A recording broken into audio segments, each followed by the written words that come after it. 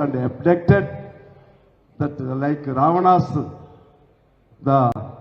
Ravana captured Sita. But here Maduro and his wife both were captured and abducted. So that is the trend going on in the entire world. The same trend is being followed by Trump, followed by Modi also. Whatever Trump is doing in the world, in our country, the Modi is walking in the footsteps of the Trump. This is the danger. This is the perversion of the danger in the country. We should face it up. So while facing such draconian laws, draconian rule of this fascist and religious rulers, I hope that I request you to move a fruitful discussion to understanding of the people, and I hope that you will have a very, very fruitful conclusion also, and ultimately that conclusion must pave the way for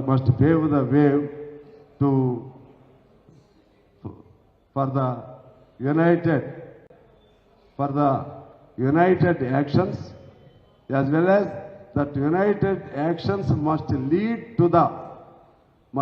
whether there must be some differences, but always I have been demanding for that. I have been requesting all the left leaders on every platform that ultimately our unification must lead to the merger of all left parties, all red flags, and all red flags must become one red flag.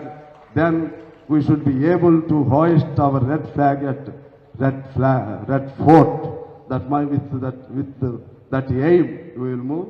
Now I request Comrade D. Raja, our General Secretary CPI, I request him to inaugurate this seminar with his remarks and with his perception.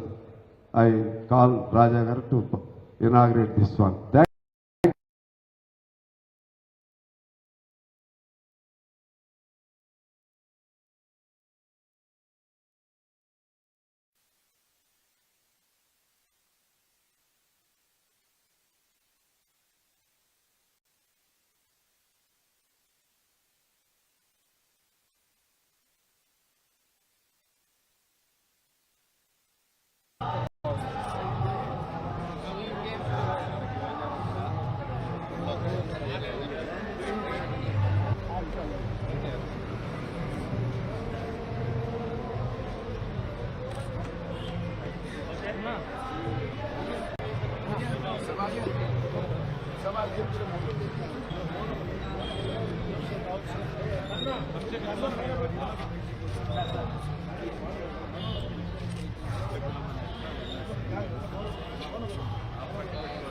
Pawan.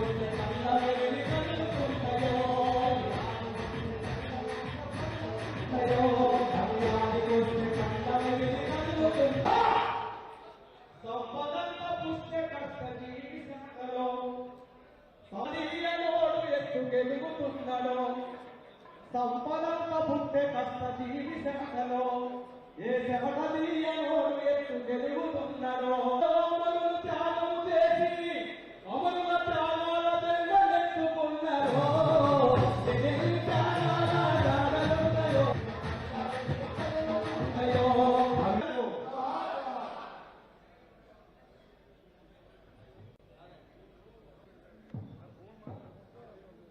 అందరికీ నమస్కారం. మరియు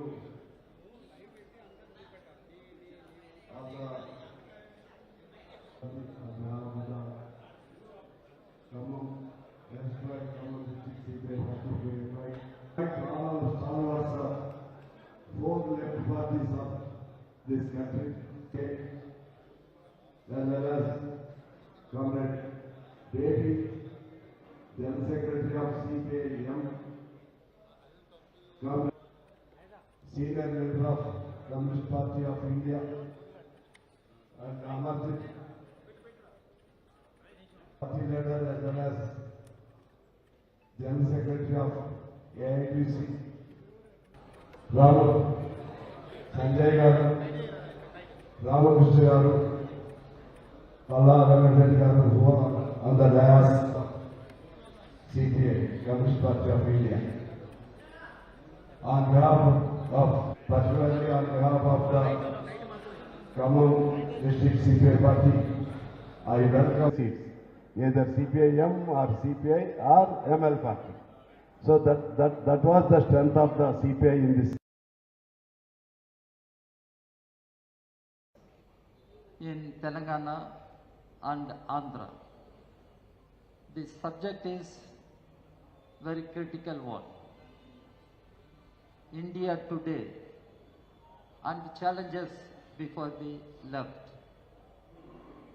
Before getting into the subject, I would like to take this opportunity to pay our revolutionary greetings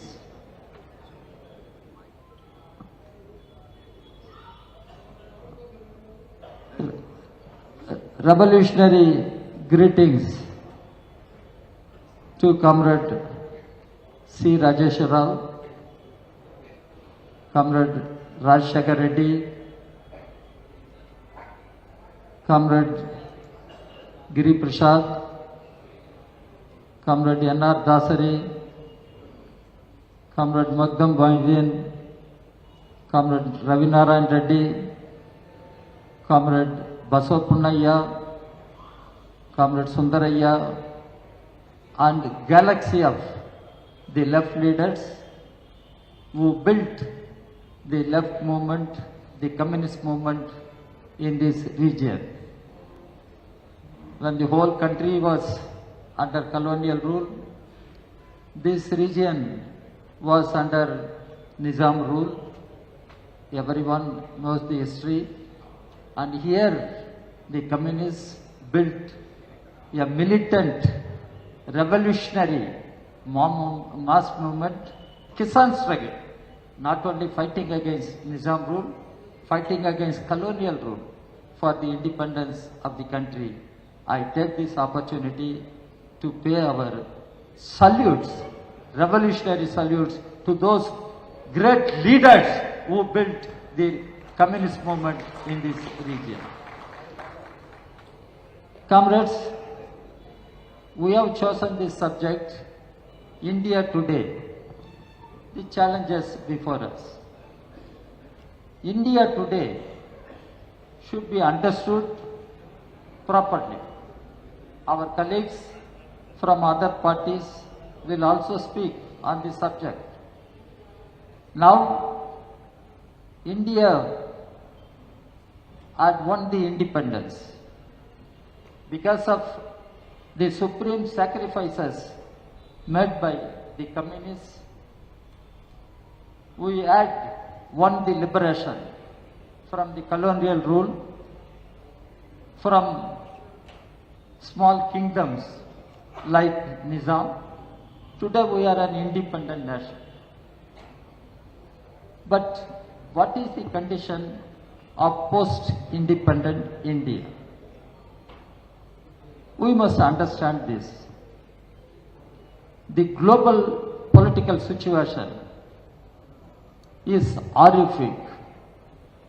The way American imperialist power is acting is a big challenge, not only for the left, but for the Democrats all over the country. Because imperialism is in deep crisis. It means world capitalism is in deep crisis. As the French scholar Thomas Piketty has defined, the neoliberal economic policies have led to unprecedented inequalities among the nations and within the nation. Within the nation, any nation, India is facing such a situation, unprecedented inequalities. When our party was formed in the year 1925, we were under British Raj, British rule. Today, we are under BJP Raj. What is BJP Raj? BJP is the political wing of RSS. RSS is also celebrating its centenary, as we are celebrating our centenary. But RSS never fought for the independence of the country. In fact, RSS was compromising, collaborating with colonial rulers. Our comrades, they laid their lives. How many communists were hanged? How many communists were shot dead? How many communists were put in prison for long period and subjected to unimaginable tortures? Only history will tell. Our history. Every page of our history has been written with the blood and sweat of thousands of communists in this country. We must be proud of that history. We have a proud history. Communists built this country and communists fought for the independence of the country. Today, we have a right-wing fascist government. Right-wing government, that is BJP.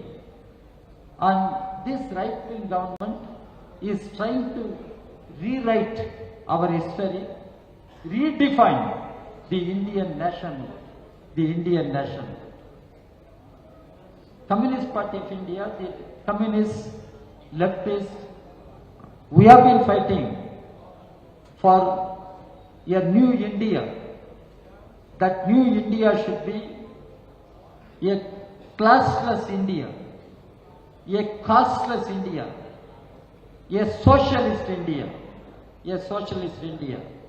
When party was formed at Kanpur, Comrade Singaravelu, at that point of time itself, referred to the untouchability that prevailed in India.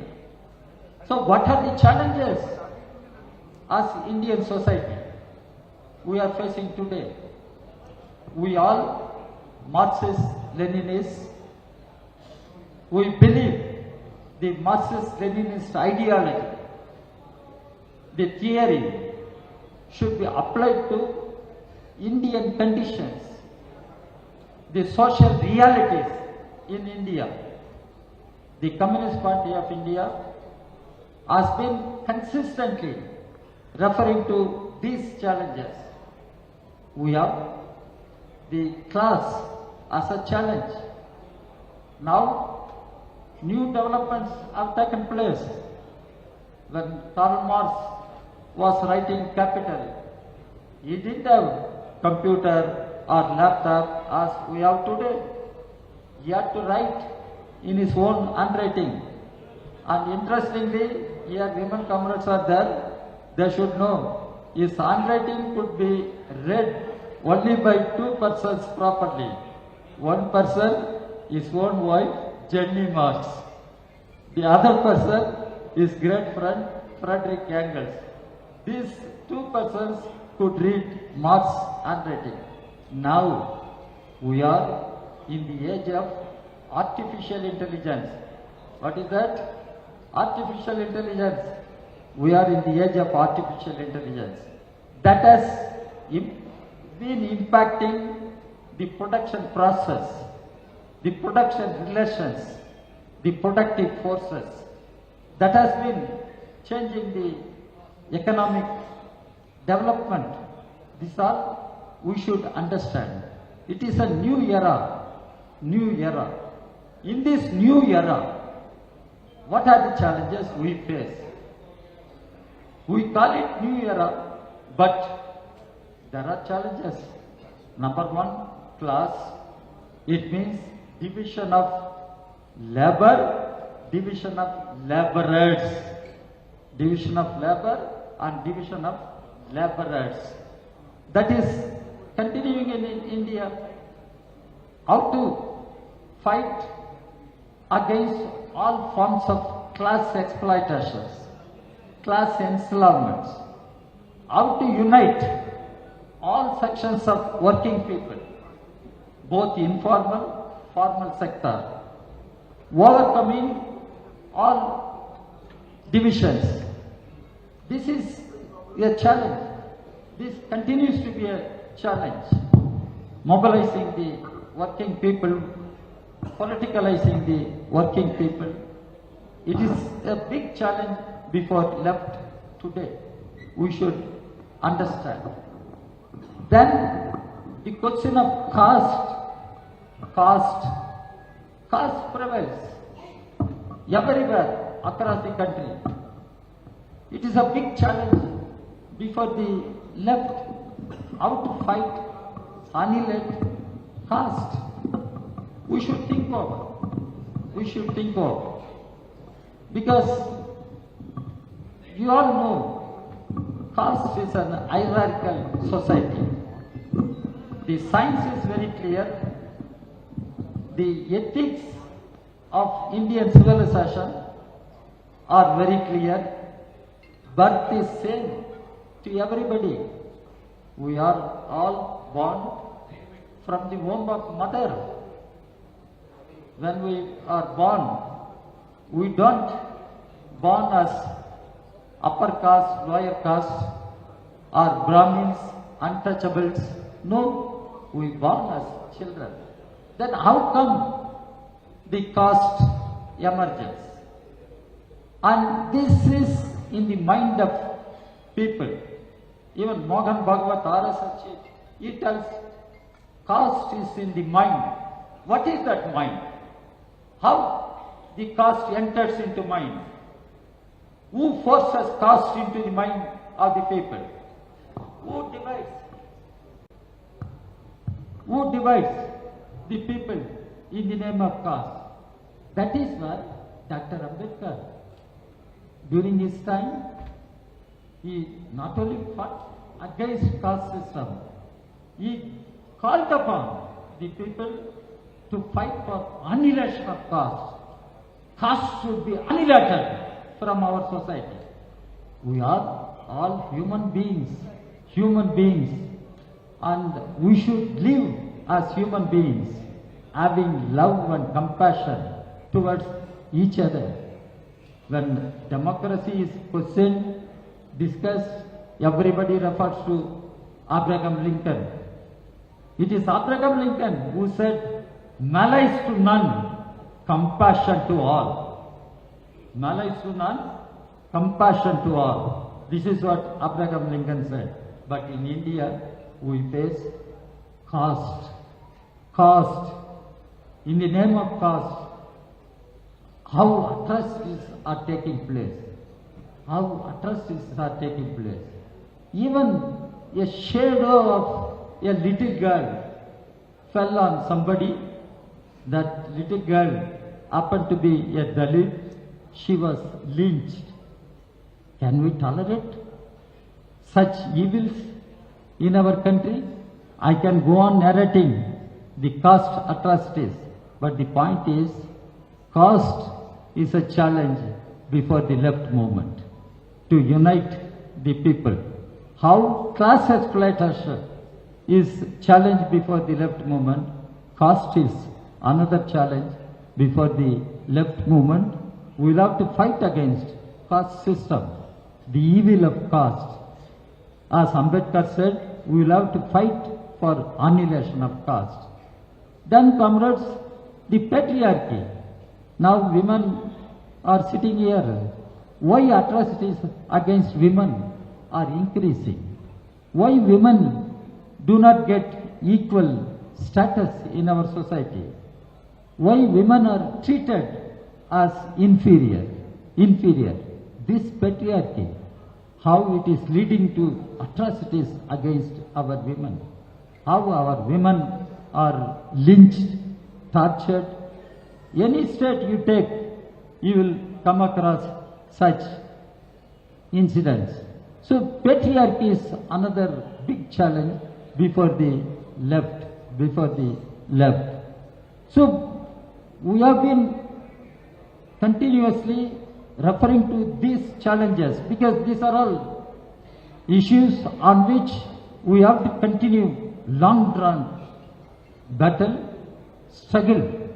We have to continue. We have to unite people. We have to liberate people from that mindset, whatever may be. So we have to unite the people to fight against economic exploitations, to fight against social discriminations. These are now challenges before Indian left. Politically, at this point of time, we are facing challenge from BJP RSS. What is the challenge? We continue to argue India is a secular democratic republic. And RSS, BJP do not agree with the idea of secularism. They do not agree. And they are arguing even the constitution, the preamble should be thrown out, constitution should be thrown out. What is the meaning of secularism? What is the meaning of socialism? They don't agree. So they challenge the present constitution which we have today. And I don't need to enter into the history of drafting of Indian constitution. When Indian Constituent Assembly was constituted, who should head the drafting of Indian constitution? There were several names considered. Jawaharlal Nehru got a few names. One name was Dr. Ambedkar. Pandit Jawaharlal Nehru went to Gandhi, showed the names and asked him, who can be the head of drafting committee of constitution? Mahatma Gandhi, without any blinking, immediately said, Dr. Ambedkar. He ticked Dr. Ambedkar. That's how Dr. Ambedkar became the chairman of drafting committee of constitution. He is the prime architect of our constitution, principal architect of our constitution. Ambedkar at the beginning itself made it clear, India can never become, should never become a theocratic nation. India should remain a secular democratic republic. That was the stand taken by Ambedkar. That was how it has been put in the constitution. Ambedkar was very clear, emphatically, he rejected the so-called Hindutva Rashtra or Hindu Rashtra. Ambedkar said, if such a thing becomes reality, that will be the biggest calamity for the nation. So Ambedkar rejected that idea of religion-based nation, religion-based state, theocratic nation, theocratic state. Ambedkar rejected. But today, BJP, RSS, they are trying to make India as a theocratic nation, Indian state as a theocratic state. But Ambedkar and galaxy of those leaders made it clear, Indian state should be a welfare state. Welfare state. What is that welfare state? The constitution makes it clear.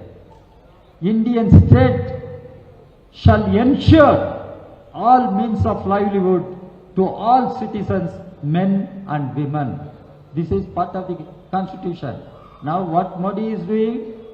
Modi is doing Vikshit Bharat Ji Ram Ji.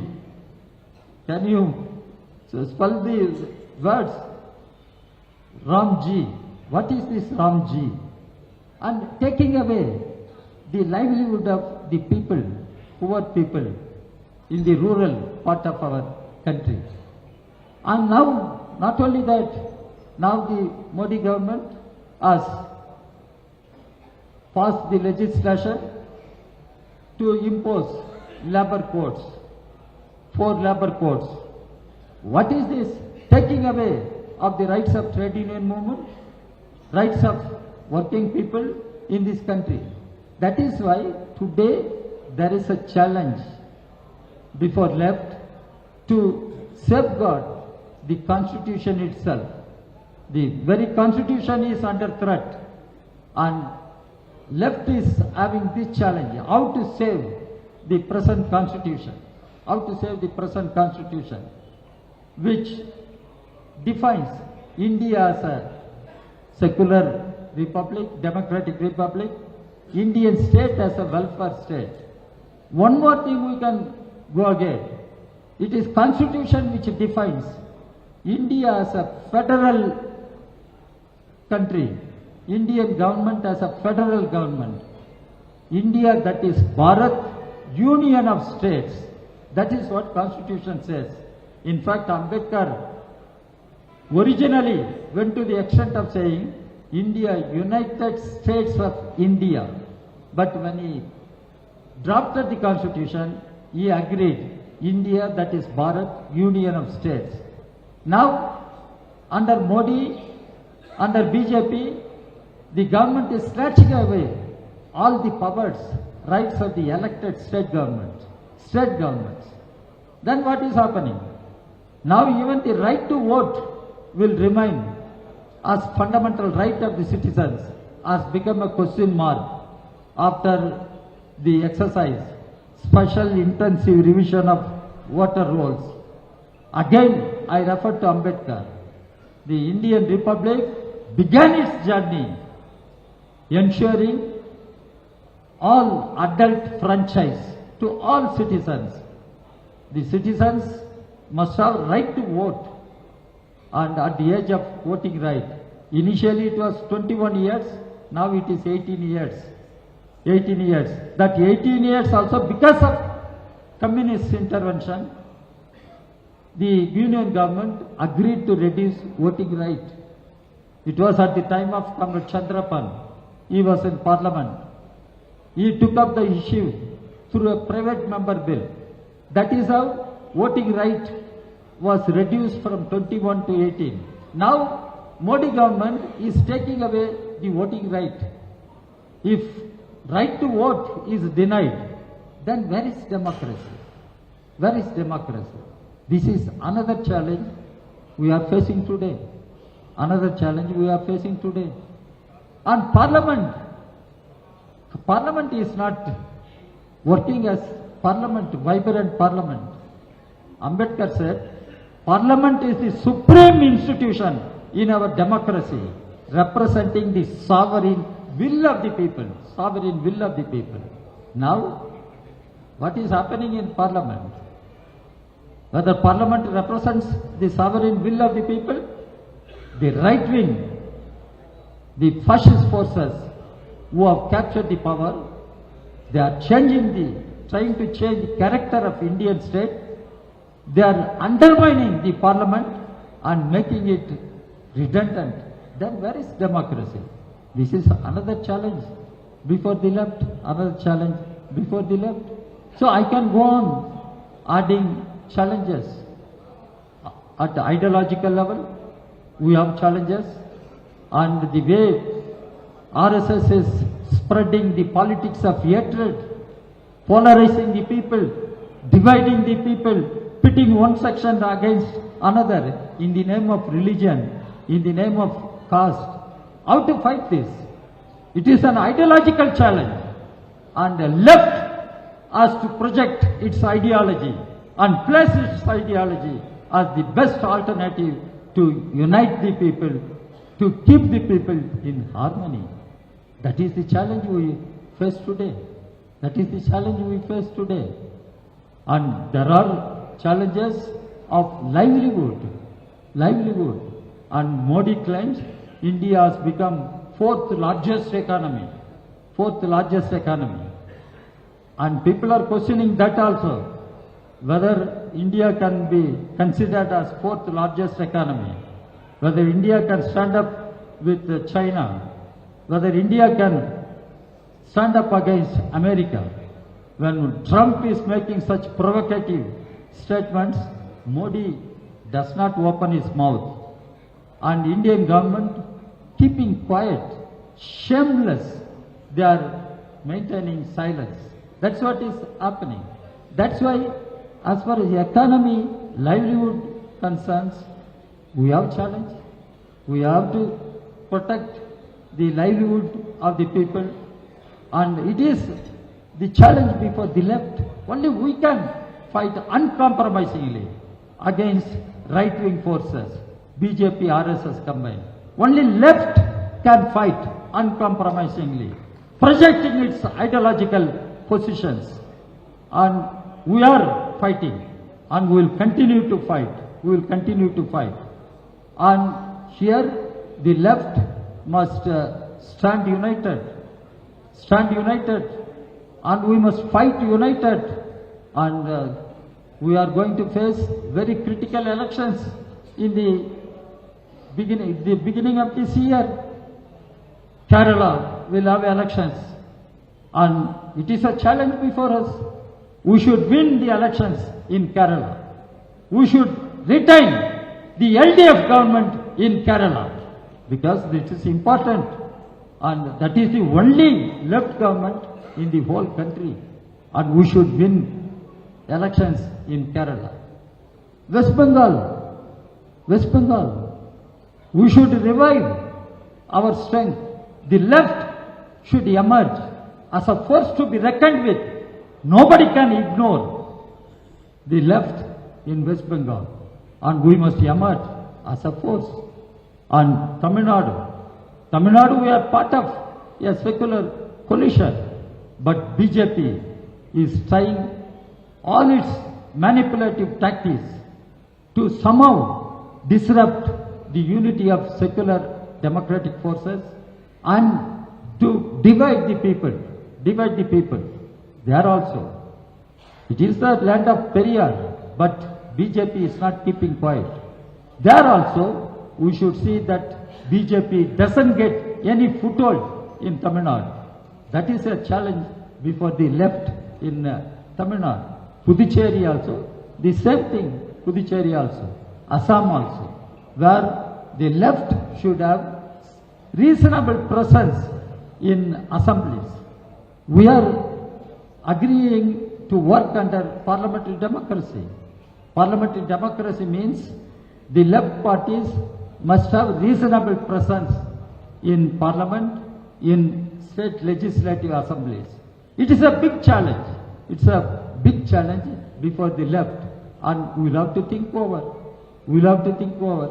Here, the left parties must work together, must have mutual trust, must have mutual accommodation at the time of elections in the states. And our united effort is need of the hour. The strength of left should improve, strength of communists should improve. Unity of left, unity of communist movement is need of the history today. Indian democracy needs, left should be a strong force. Communists should be a strong force. The unity of left, unity of communists must be strengthened. As far as unity of left, unity of communists, we have been very consistent. CPI has been consistent. It was Comrade Rajeshwar Rao who made open call for the reunification of the communist movement. We have been working together. We have been working together. And when Comrade Surjit was General Secretary, after that Comrade Prakash Karat, Comrade Sitaram Yechuri, we have been working together. And Comrade Dipankar, we have been working together. Comrade Devarajan, we have been working together all along. But now we must move forward. We must move forward. And people, we should not allow anybody question, what is the future of Indian left? What is the future of Indian left? I used to say, the future of India is the future of Indian left. Without us, what is the future of India? Ask them. Without left, what is the future of India? So future of India is linked with future of left. And we left should work together, unitedly, fight together, unitedly, and see the right-wing BJP government is removed from office as early as possible. And this understanding should be there with the other secular democratic parties also. How to convince other secular democratic parties, how to bring them in the united movement, united action. That is also a big challenge, and I hope the left parties can overcome that difficulty, and we can play an important role in impacting on secular democratic parties to have better clarity, and fight against right-wing forces. So, comrades, there are number of challenges, but we must be confident. The left should be the force which has utmost confidence. If left is not there, what will happen to our country? We have seen Venezuela, Bolivarian revolution, Chavez. After Chavez it is Maduro. Now the American imperialist power shamelessly waged war. Now India, we are in a precarious situation. This side we have Pakistan, that side we have China, Bangladesh, Myanmar, and this Asian region is a very important region. Among South Asian countries, Asian countries are very important. And Modi government betrayed the global South, and only the left can champion the needs of global South, and global South will have to emerge as a force in order to shape the global political course. So, friends and comrades, we will have to think over with all seriousness about the future, not only of India, of the world. Not only of India and world, about left itself, future of left. If we are a strong force, we can safeguard the interests of toiling masses, the poor people, the working people, the farmers, the agricultural workers, the unemployed youth students, the women students, the children. So let us unitedly work, strengthen our movement, strengthen our people's movement and mass movement, and let us move forward. I highlighted some of the challenges, ideological, political, organizational. Now our beloved comrades are here. They will give their views. They will also give their suggestions how to strengthen the left, the communist movement in the country.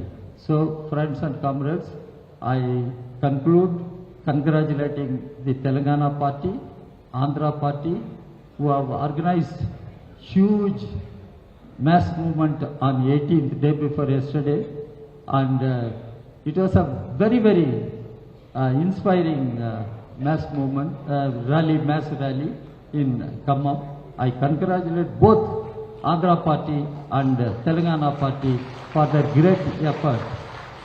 And this seminar is attended not only by leaders of Andhra Telangana, the entire National Council of the party is present to listen to the views expressed by our fraternal left party leaders. So I thank everyone, and I once again give my revolutionary greetings to everyone. Thank you very much.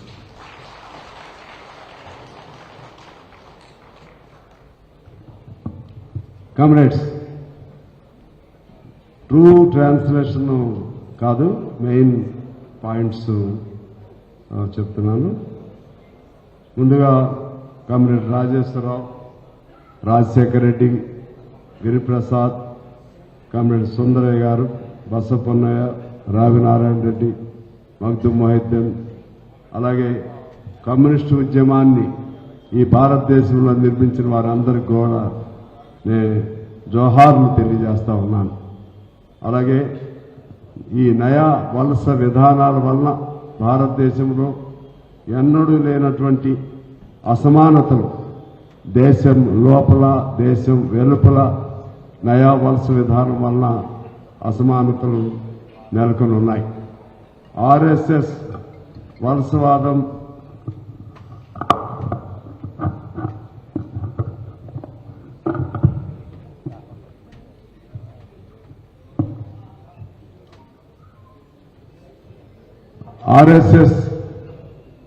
ఈ దేశంలో స్వాతంత్రం కొరకు కానీ లేకుంటే ఇతర ప్రజా సంక్షేమం కొరకు ఎటువంటి పోరాటాలు ఎప్పుడు చేయలేదు. కలోనియల్ రూల్తో అంటే వలసవాదంతో కుమ్మక్కయింది.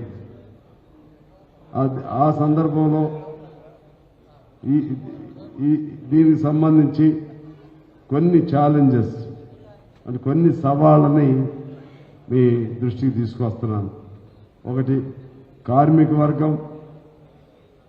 వర్గాన్ని కాపాడుకోవాలి, కార్మిక వర్గ హక్కులను కాపాడుకోవాలి, వర్గ దోపిడీ లేనటువంటి వర్గం లేనటువంటి సమాజాన్ని మనం నిర్మించుకోవాలి. రెండో ఛాలెంజ్ కుల సమస్య. భారతదేశంలో ఈ కుల సమస్యను ఎలా ఎదుర్కోవాలనేది ఒక పెద్ద సమస్య. మోహన్ భగత్ కులం అనేది మనిషిలోనే సహజంగానే ఉంటుందనే పద్ధతిలో చెప్పారు. అసలు కులాన్ని ఎవరు క్రియేట్ చేశారు, ఎలా వచ్చింది? అందుకే ఎనిహిలేషన్ ఆఫ్ క్యాస్ట్, కులాన్ని నిర్మూలించవలసినటువంటి అవసరాన్ని మన డాక్టర్ అంబేద్కర్ గారు చెప్పారు. అదొక సవాలుగా మనం స్వీకరించాలి. అలాగే మహిళల్ని వారు ఇప్పుడు కూడా న్యూనతాభావంతో మగవారి కంటే ఇంకా తాము తక్కువ భావంతో ఉండే విధంగా మహిళల్ని పరిగణిస్తూ ఉన్నారు, మహిళల్ని వేధిస్తూ ఉన్నారు, మహిళల్ని హత్య చేస్తూ ఉన్నారు, మానభంగాలు చేస్తూ ఉన్నారు. అది ఒక పెద్ద సవాల్ ఇప్పుడు కూడా ఈ దేశంలో ఉంది. ఇంకొక సవాల్ సామాజిక వివక్షత.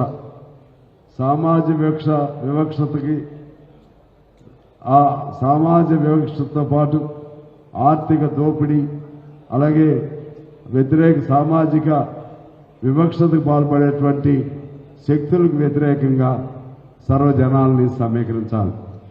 ఈ సందర్భంలో బీజేపీ రాజ్యాంగం పైన దాడి చేస్తూ ఉంది. సెక్యులరిజం, రిపబ్లికన్ అనే భావాన్ని మేము అంగీకరించమని చెప్పి వాళ్ళు చెప్తా ఉన్నారు. హిందుత్వ రాజ్యాన్ని ప్రతిపాదించిన ఆ సమయంలోనే మన రాజ్యాంగ అసెంబ్లీలో ఆనాడే అంబేద్కర్ ఈ దేశాన్ని మతపరమైన దేశంగా ఉండటానికి వీల్లేదని ఆనాడు అంబేద్కర్ గారు చెప్పిన దాని ప్రకారంగా ఇవాళ లౌకిక దేశంగా మన భారతదేశం ఉంది. ఇప్పుడు తిరిగి ఈ ఉపాధి హామీ లాంటి పథకాలని రాముడి పేరుతో వాటిని రద్దు చేసే కుట్రలకు వీళ్ళు పాల్పడతా ఉన్నారు. అదేవిధంగా భారతదేశ సమైక్యత అంటే సమాఖ్యత, ఫెడరల్ వ్యవస్థ అది ఒక సవాలుగా ఉంది. ఫెడరల్ వ్యవస్థకి ఇవాళ తూట్లు పొడిచే విధంగా కేంద్రం రాష్ట్రాల హక్కుల్ని హరిస్తూ ఉంది. అదొక సవాల్. మరి అలాగే ఓటింగ్ హక్కుని లాగేస్తున్నారు. ఎన్నో పోరాటాల వల్ల వయోజన ఓటు హక్కు ఆ రోజుల్లో సంపాదించుకోవడం జరిగింది. 18 సంవత్సరాలు కూడా ఓటు హక్కు కోసం ఓటు హక్కును సంపాదించడం జరిగింది. దాన్ని పలు పేర్లతో ఇవాళ ఓటు లేకుండా చేయాలనేటువంటి ఆలోచనని బీజేపీ ప్రభుత్వం చేస్తూ ఉంది. పార్లమెంటుని నిరర్ధకంగా మార్చేసింది. పార్లమెంటుని ప్రజాస్వామిక వేదికగా లేకుండా చేస్తూ ఉంది. ఈ దశలో ప్రజలందరినీ మనం సమైక్యంగా కలిపి పోరాటాలు చేయవలసిన అవసరం ఉంది. అదేవిధంగా మోడీ 4వ ఆర్థిక వ్యవస్థ అని చెప్తా ఉన్నారు. కానీ ట్రంప్ వాచాలత్వం, ట్రంప్ ఇస్తున్న స్టేట్మెంట్స్ కానీ అతను చేస్తున్న ప్రకటనల పట్ల కానీ ఒక్క మాట కూడా మోడీ మాట్లాడే ధైర్యం చేయలేకపోతున్నాడు. ఈ అన్ని అంశాలపైన వామపక్షాలు పోరాడుతూ ఉన్నాయి. ఇంకా ఐక్య పోరాటాలు మరిన్ని చేయాల్సినటువంటి అవసరం ఉంది. ఇప్పుడు ఎన్నికలు రాబోతున్నటువంటి కేరళను మనం ఎట్టి పరిస్థితుల్లో కాపాడుకోవాలి. మనకి మిగిలినటువంటి లెఫ్ట్ రాష్ట్రం అది. దానికోసం మరింత ఐక్యంగా మనం ముందుకెళ్ళాలి. అదేవిధంగా పశ్చిమ బెంగాల్లో లెఫ్ట్ ఈనాటికి కూడా అక్కడ ప్రభావవంతమైనటువంటి లెఫ్ట్గా ఉంది. అధికారం లేకపోయినా దాన్ని కాపాడుకోవాలి. తమిళనాడులో కూడా మతం పేరుతో జొరబట్టడానికి ప్రయత్నం చేస్తున్నారు. దాన్ని కూడా మనం కాపాడుకోవాలి. అన్ని లెఫ్ట్ పార్టీసు పరస్పర విశ్వాసంతో నడవాలి. లెఫ్ట్ ఐక్యత, కమ్యూనిస్ట్ ఐక్యత, రీయూనిఫికేషన్, ఈ అన్ని అంశాలపైన మనం కలిసి నడవాల్సిన అవసరం ఉంది. ప్రకాష్ కారాత్, అదేవిధంగా దివంగత సీతారాం యేచూరి, దీపాంకర్ భట్టాచార్య, ఇప్పుడు బేబీ గారు, మేమందరం కలిసి పనిచేస్తూ ఉన్నాం. లెఫ్ట్ లేకుండా ఈరోజు పెద్ద సవాలు మన ముందుంది. అది లెఫ్ట్ లేకుండా భారతదేశానికి భవిష్యత్తు ఉందా? కమ్యూనిస్టులు లేకుండా భారతదేశానికి భవిష్యత్తు ఉందా? ఇది మనం ఆ ప్రశ్న ఇవాళ ప్రజలందరిలోకి తీసుకెళ్ళాలి. అందుకే ఐక్యంగా పనిచేద్దాం. బీజేపీని తొలగిద్దాం. అదేవిధంగా లౌకిక ప్రజాతంత్ర పార్టీలను కూడా మనలో ఎలా కలుపుకోవాలో దానివైపు కూడా మనం కృషి చేద్దాం. ఆ విధంగా ఇవాళ ఇక్కడ జరిగేది కేవలం లెఫ్ట్ పార్టీలకు సంబంధించినటువంటి సెమినారే కాదు, దేశ భవిష్యత్తుకు సంబంధించినటువంటి సెమినార్గా భావిస్తూ దీనివల్ల ఈ దేశంలో పేద ప్రజలు, యువకులు, వ్యవసాయ కార్మికులు, మహిళలు, సర్వ వర్గాల ప్రయోజనాలను కాపాడే విధంగా ఈ వామపక్ష పార్టీలు, కమ్యూనిస్ట్ పార్టీలుగా మనం కలిసి ముందుకు నడుద్దామని చెప్పి తెలియజేస్తూ, మొన్న జరిగినటువంటి 100 ఏళ్ల వేడుకను ఎంతో ఘనంగా జరిపినటువంటి తెలంగాణ, ఆంధ్రప్రదేశ్ 2 పార్టీలకు, ప్రత్యేకించి ఖమ్మం జిల్లాకు నేను అభినందనలు తెలియజేస్తా ఉన్నాను. ఇది సారాంశం. Now I request Comrade Baby Garu, General Secretary of CPIM, to come and deliver his speech regarding the agenda issue, India and challenges before left.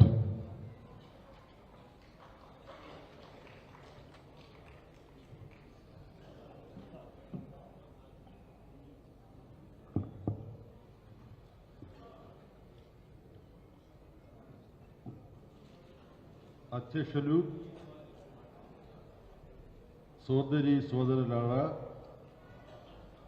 సర్వర్కం క్రాంతిగారి అభినందనములు.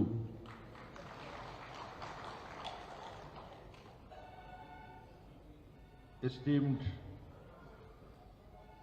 comrades representing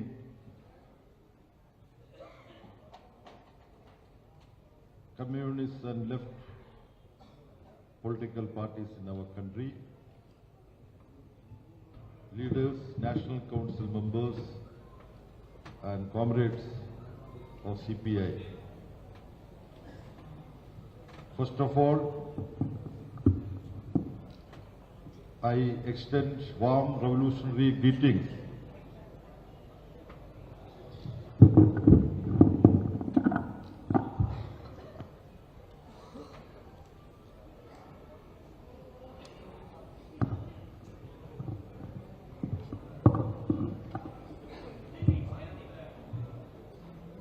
First of all, I convey warm revolutionary greetings to all members of Communist Party of India on the occasion of the Centenary celebrations of the party, considering the meeting held in Kanpur, historically very important meeting, the first meeting to be held in India, communists from different parts of our country coming and formally and publicly launching the work of the communists. As we all know, we refer back to the October 17th meeting held in Tashkent with M.N. Roy and other comrades, including Muhammad Shafiq. That was another phase of the origin of the communist work by Indian comrades. There is no point in debating which date was more significant. The fact is that both the dates are important. And within the country, India, the first meeting was held in Kanpur, the first organized meeting of Indian communists.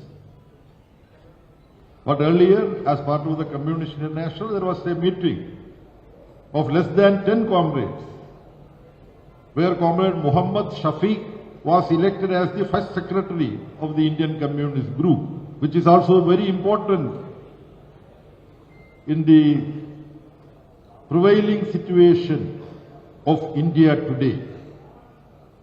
I don't have to say anything more about that.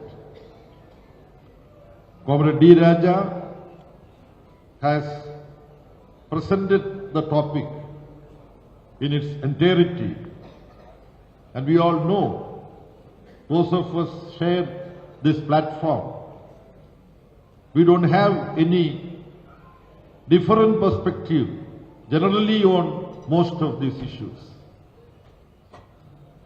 Only when we start discussing in a nuanced manner certain aspects, there would be different perceptions. But that does not come in the way of our determination that in India today what is most important is that all of us should work together and fight together against reactionary forces.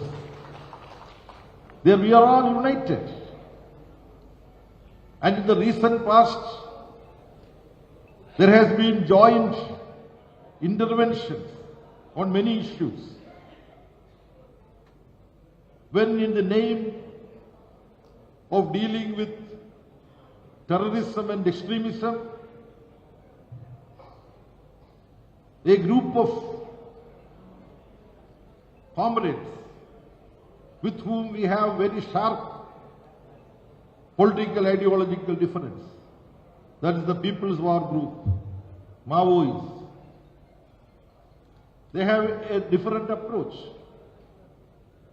of continuous, persistent, armed struggle, developing bases in jungles.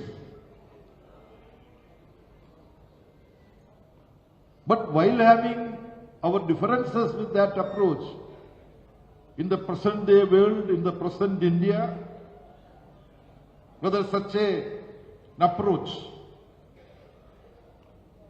of continuous, perpetual armed struggle against Indian state, whether that is practical, advisable or desirable. We have our differences, all of us. But annihilating them without recognizing Indian constitution or rule of law by the powers that be, by the central government, by the union government and state governments, it is state terrorism. And they were willing to negotiate. They offered to talk. Government of India said, no talk, we will deal with you. And what they were doing with them, the Maoists, no civilized society can recognize. They are being caught and they are asked to go out of the police station or whatever temporary arrangement they make in jungles. When they move out, they are being shot dead. Then they say they have been killed in encounter. This is naked lie. This is terrorist lie that Indian governments and state governments were doing. Why I straight away started talking about this? This is a matter in which we discussed and we intervened in this matter. And we were willing to stand up and say that we have our political, ideological difference with this group.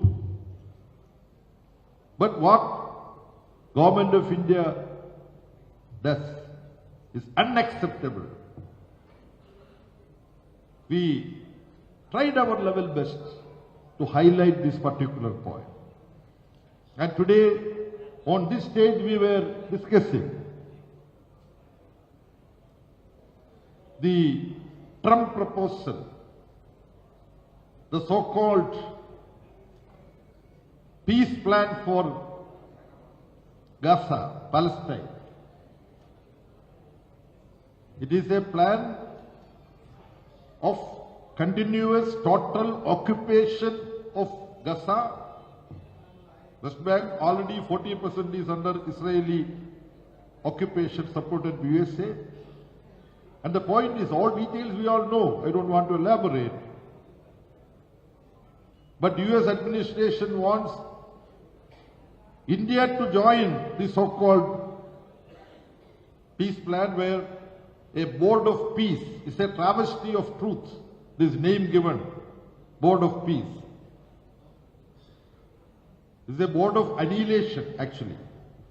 But the state of the world is such that even United Nations is also caving in to this proposal. But India is being asked to join this board.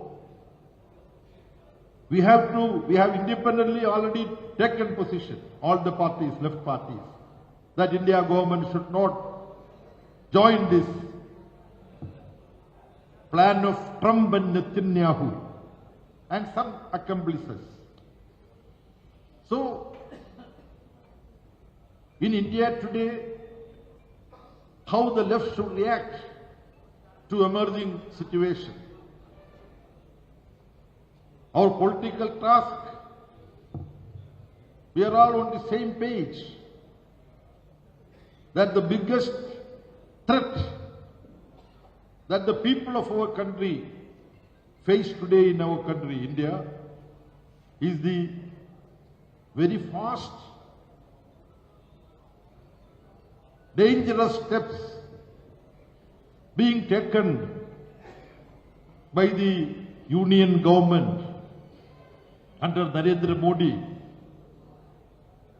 which is an instrument in the hands of a fascist organization, Rashtriya Swayamsevak Sangh. There can be, as communists and left parties, we may discuss. A fascist RSS is controlling this government, but can we call the state fascist now? Did India transform into a fascist country?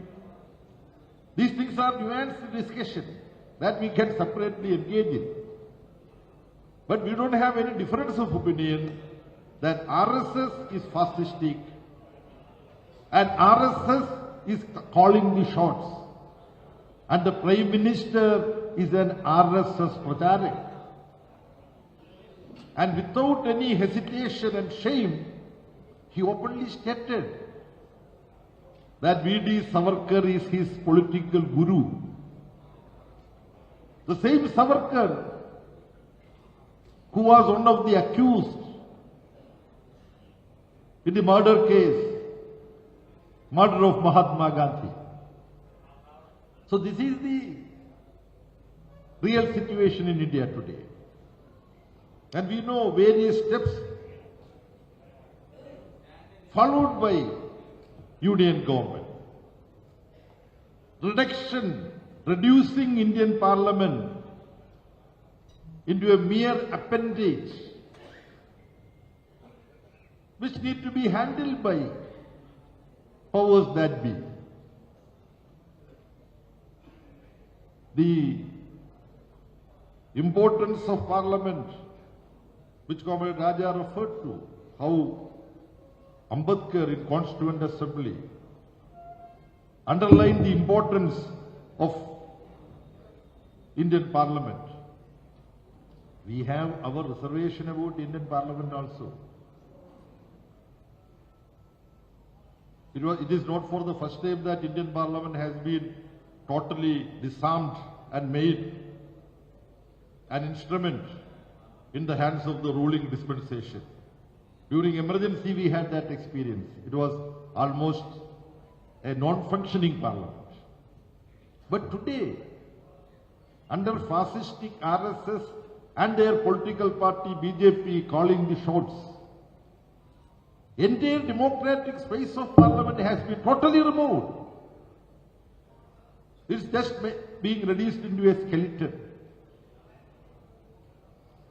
So defense of whatever that can be protected from the parliamentary system of functioning, we need to pay serious attention, we the left. And it is a classic understanding of those who follow Marxism that when the bourgeoisie or the right-wing political forces find the parliamentary system not convenient to their scheme of things, they will discard bourgeois democracy, parliamentary democracy and all that, and they would turn to dictatorship. Or in cases like what we are faced with in India or various other countries, they would turn to fascistic or neo-fascistic tendencies. Then it is the duty of the working class forces, it is the duty of communists and the left forces to hold high the flag of democracy when bourgeoisie discards that. So this is one of the very important responsibilities of left and communist forces. Then there are different manifestations of their turning neo-fascist or fascistic.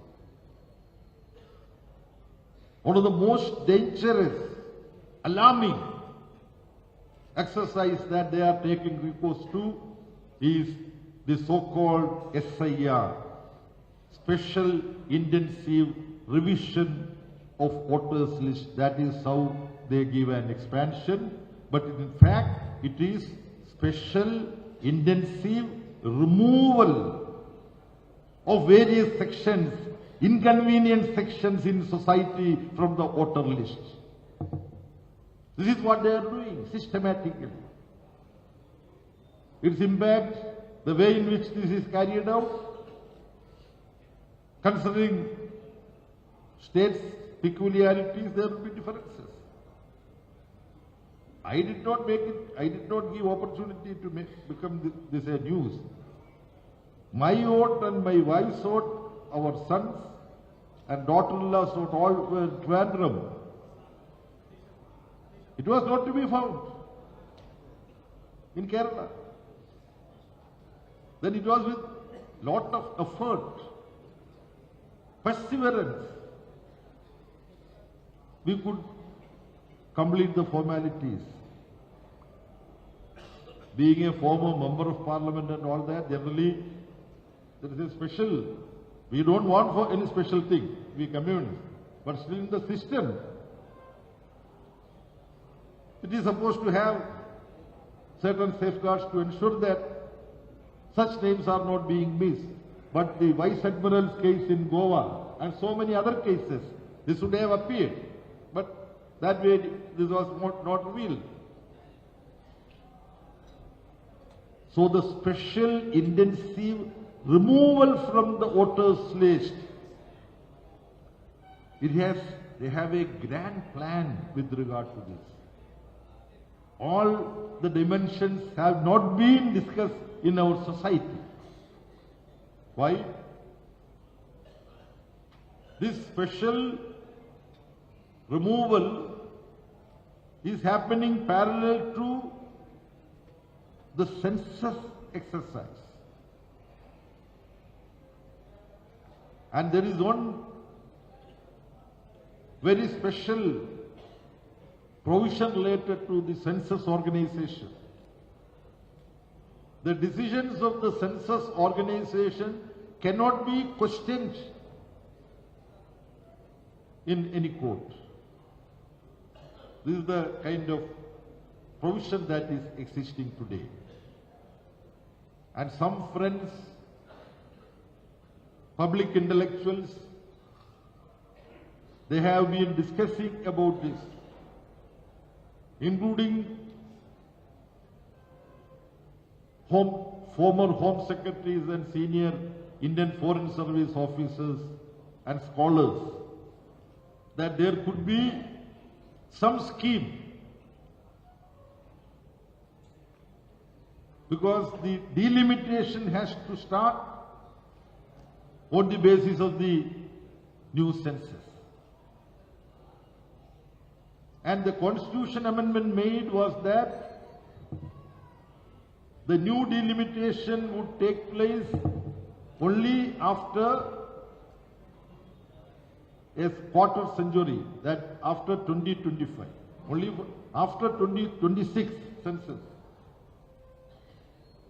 That originally should have been 2031 census, because census is once in 10 years. 2021 census could not take place because of COVID.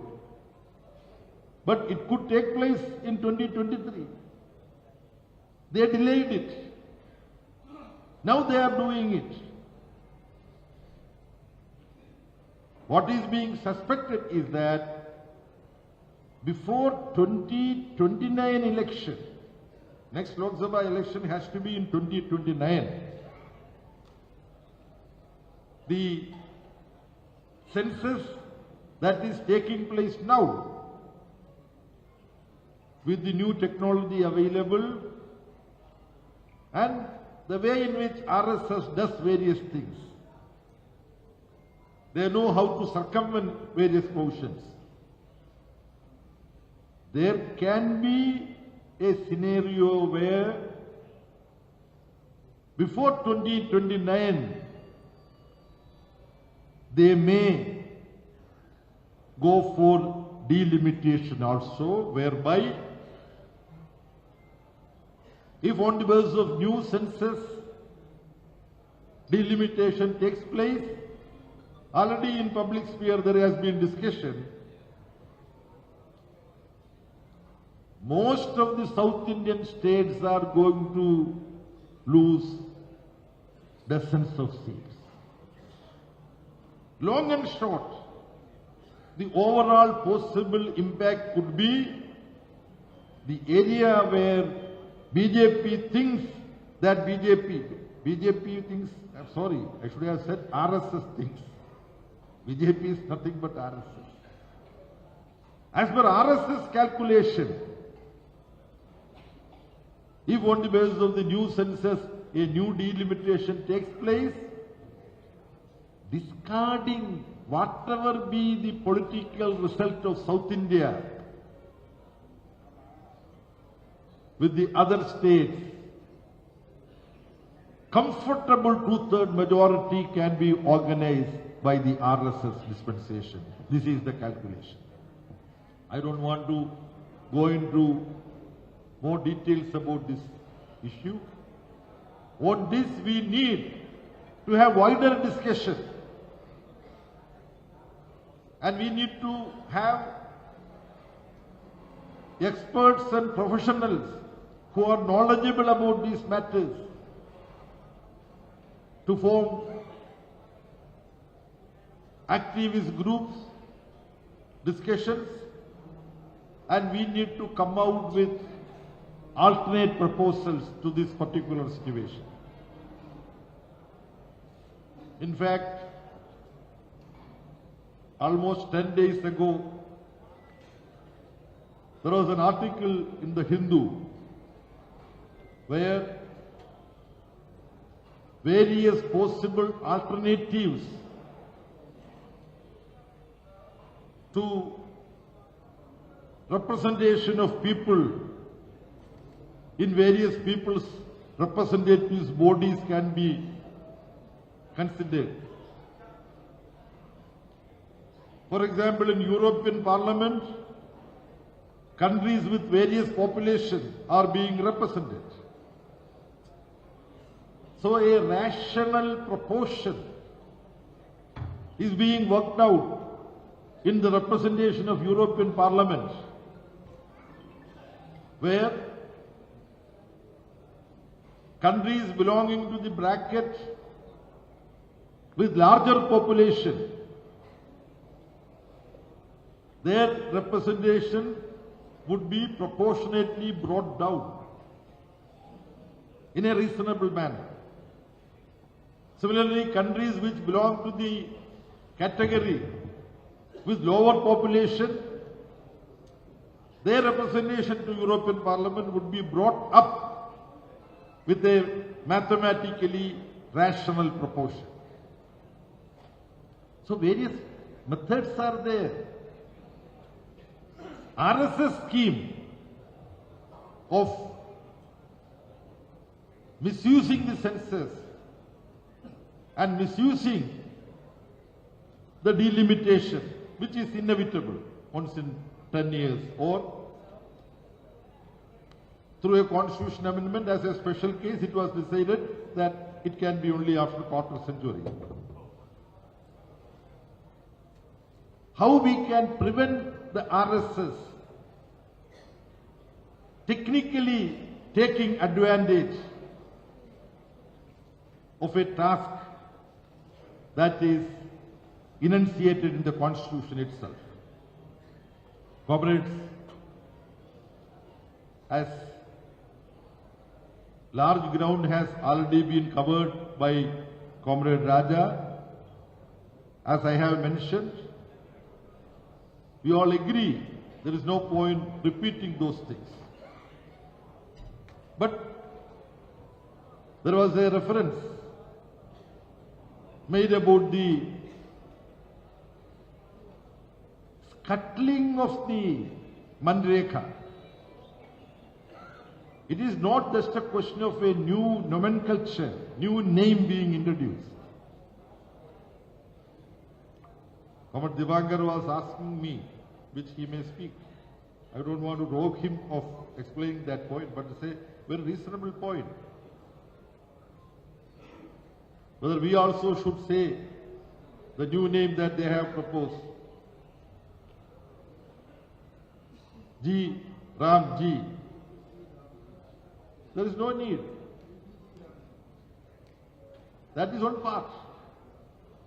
But the most important part is this scheme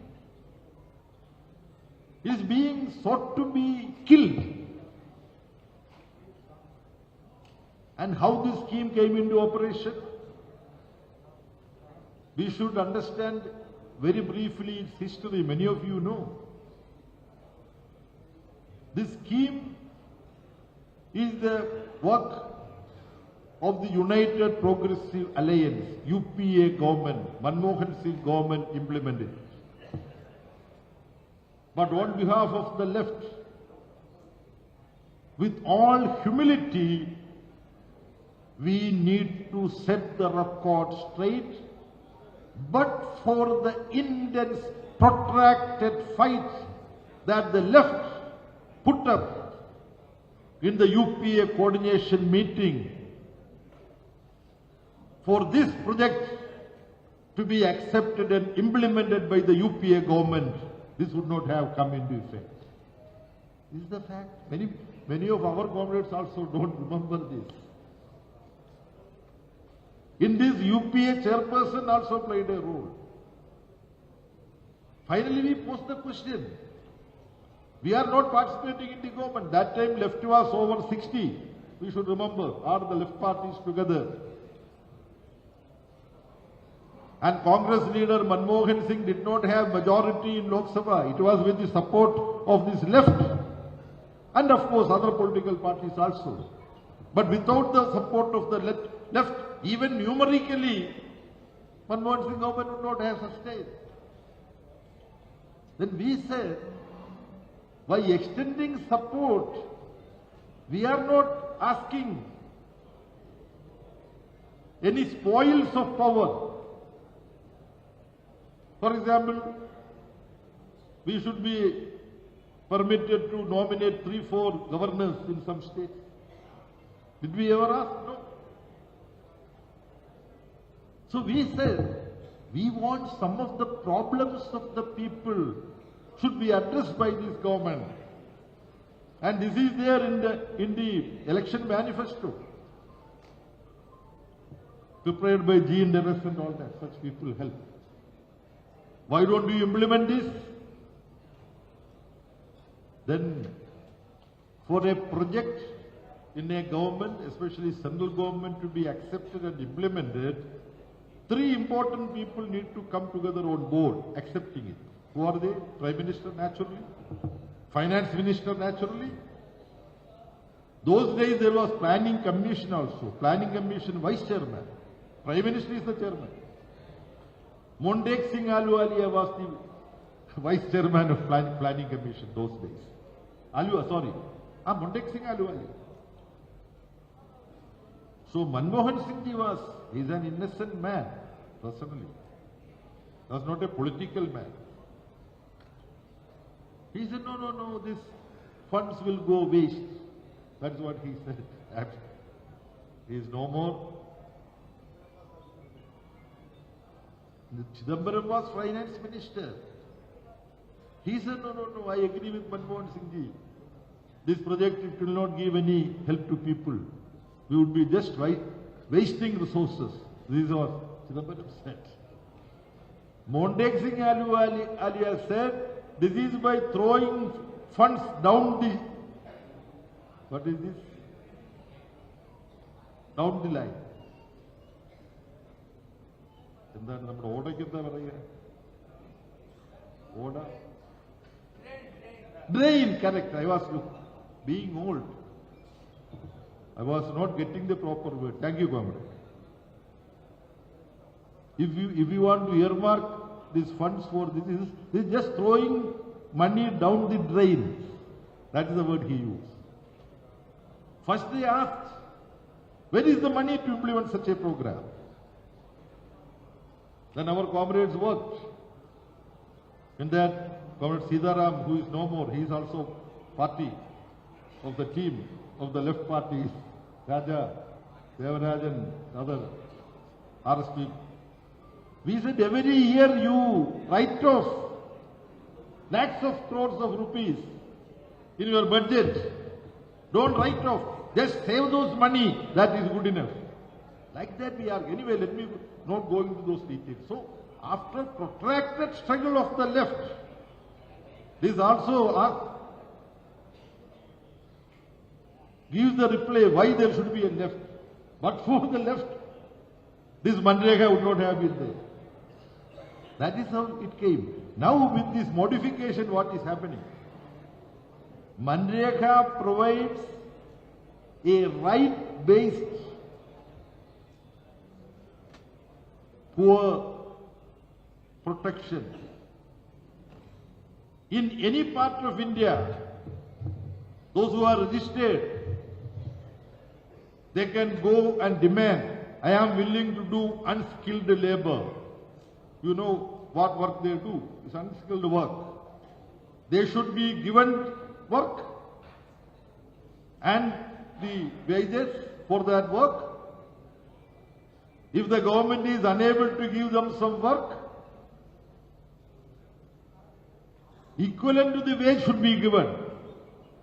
That is this Manreka project. Now what is in the amended form, what is its impact? Section 5(1), which says central government notify how and where this project need to be implemented. Now to understand simply, I would say, with the modification that is being made by the BJP government at the center now, in Telangana, they will not notify any place in Khammam if central government does not want it. They will notify that some blocks in some district of Telangana only this project will be implemented. That is all. In my state Kerala, they would say this will be implemented only in Palakkad district and that too in Attapadi block. Finish. This is the dangerous move by the central government of, like these forces, these communal fascistic forces, its predecessors assassinated Mahatma Gandhi, this project also is being assassinated.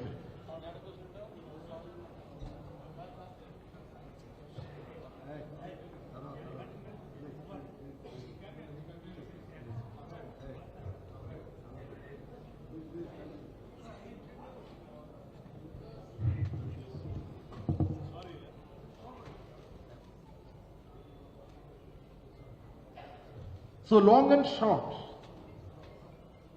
it is not just the question of the name being changed in a historical manner.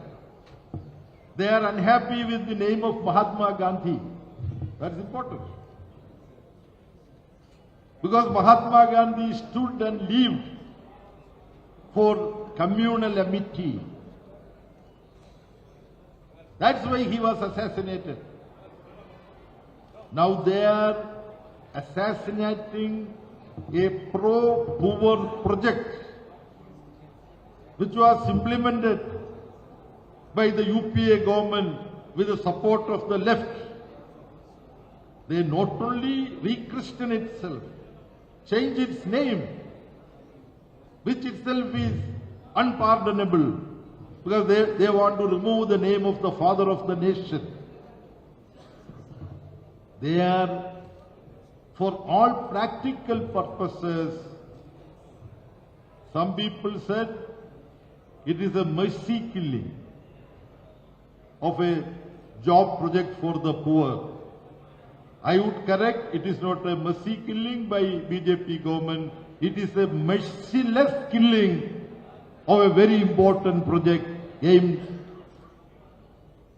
at helping, extending some help for the sustenance of the poorest of the poor in Indian society. So one of the important tasks that we should take up by the left forces basically, because within the UPA we negotiated and we have engaged in a friendly fight with Congress to get it implemented. So we the left have decided to take it up very seriously, and wherever possible within the structure of India Bloc platform also, we should take this up in a very, very serious manner. As the minister in charge of this district, I think, he has come, and there are many other speakers. I do not want to take much of the time. The foreign policy deviation that is happening with the present dispensation. I have already mentioned about Palestine. If you look at the world map before 1948, you will only see Palestine in that area. You will not find Israel there. Now Israel is a creation of 1948. You have also played a role in that. We recognize that. But Palestine should accept. Palestinian people should have a land to live. A land when they die to bury. In the scheme of US imperialism and Netanyahu, they don't require. Israel is occupying the entire Palestinian land. Where does Narendra Modi government stand on this issue? This is the question.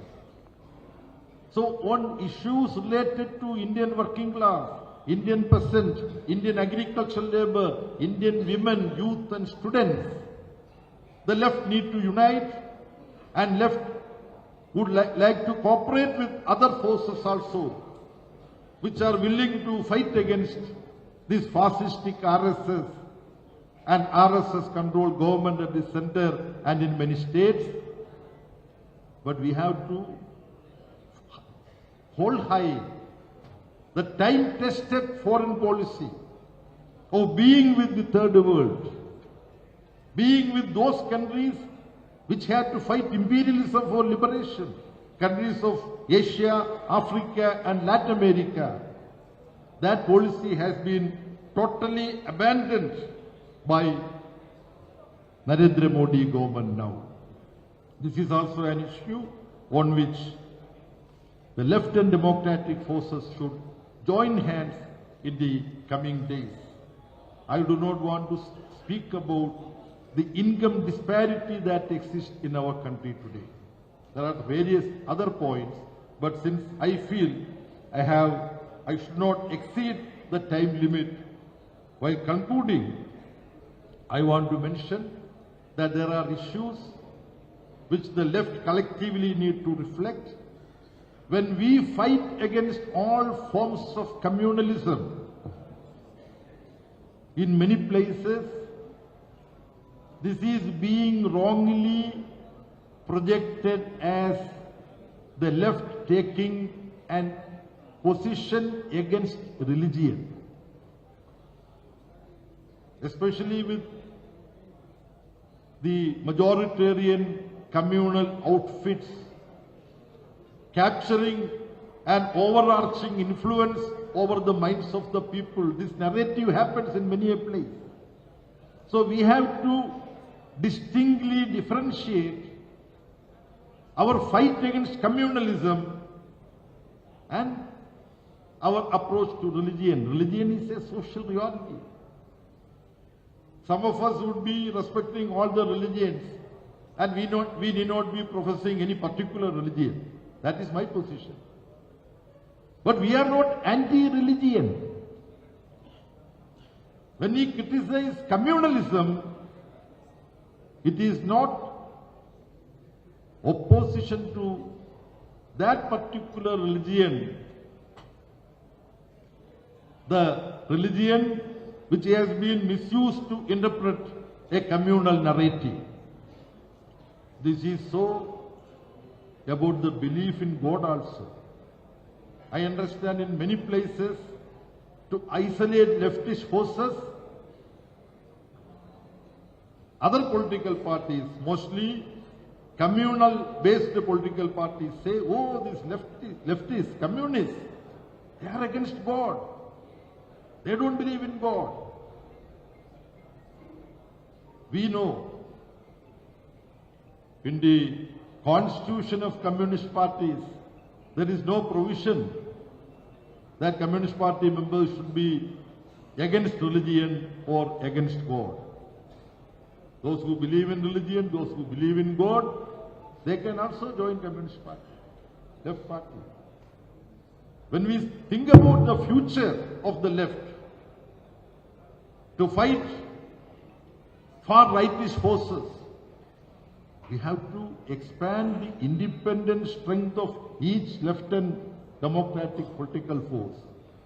And this kind of misrepresentation about the left among the masses of people, this is also adversely affecting the expansion and growth of the left forces. So there are umpteen issues we need to seriously discuss when we try to address the question why the left is not expanding the way it should. I don't want to cover all the other ground. The left, despite certain differences when we take up ideological issues, the left remain united. The independent growth of various left political parties are very important. Without a left, there is no future for the idea of India. With these few words, I conclude. Thank you very much for your attention.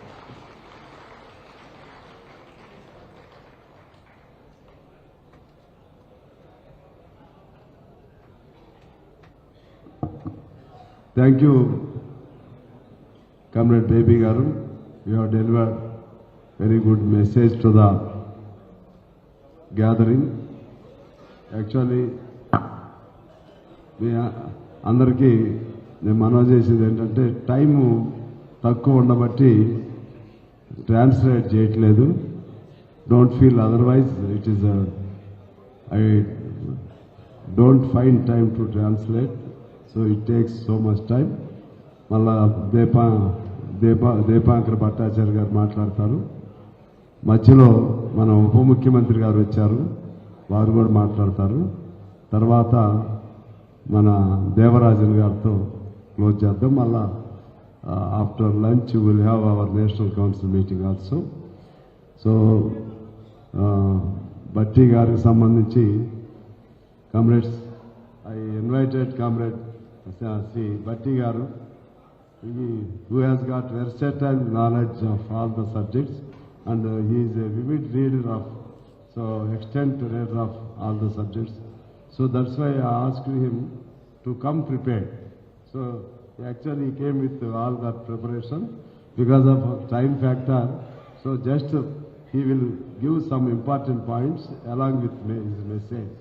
So right now I request Comrade Deepankar ji to deliver his message. Bhatti గారిని, ఉప ముఖ్యమంత్రి గారిని ఈ లోపు పరిచయం కావాల్సిందిగా కోరుతా ఉన్నాను. ఆయన బాగా చదువుకున్న వ్యక్తి. చిన్నప్పటి నుంచి కింది స్థాయి నుంచి పైకి వచ్చారు. ఆయన బాగా వక్త, మంచి సబ్జెక్ట్ మీద అవగాహన ఉంది. ఇవాళ టైం ఉంటే మంచిగా ప్రిపేర్ అయ్యి వచ్చారు. నేను అడిగాను వారిని ఆ విధంగా ప్రిపరేషన్తో రమ్మని. చాలా చక్కగా చెప్పగలుగుతారు. సరే, అయినా కూడా I think he will take his at least 10 to 15 minutes to deliver his message. So right now I request Comrade Deepankar ji to deliver his speech.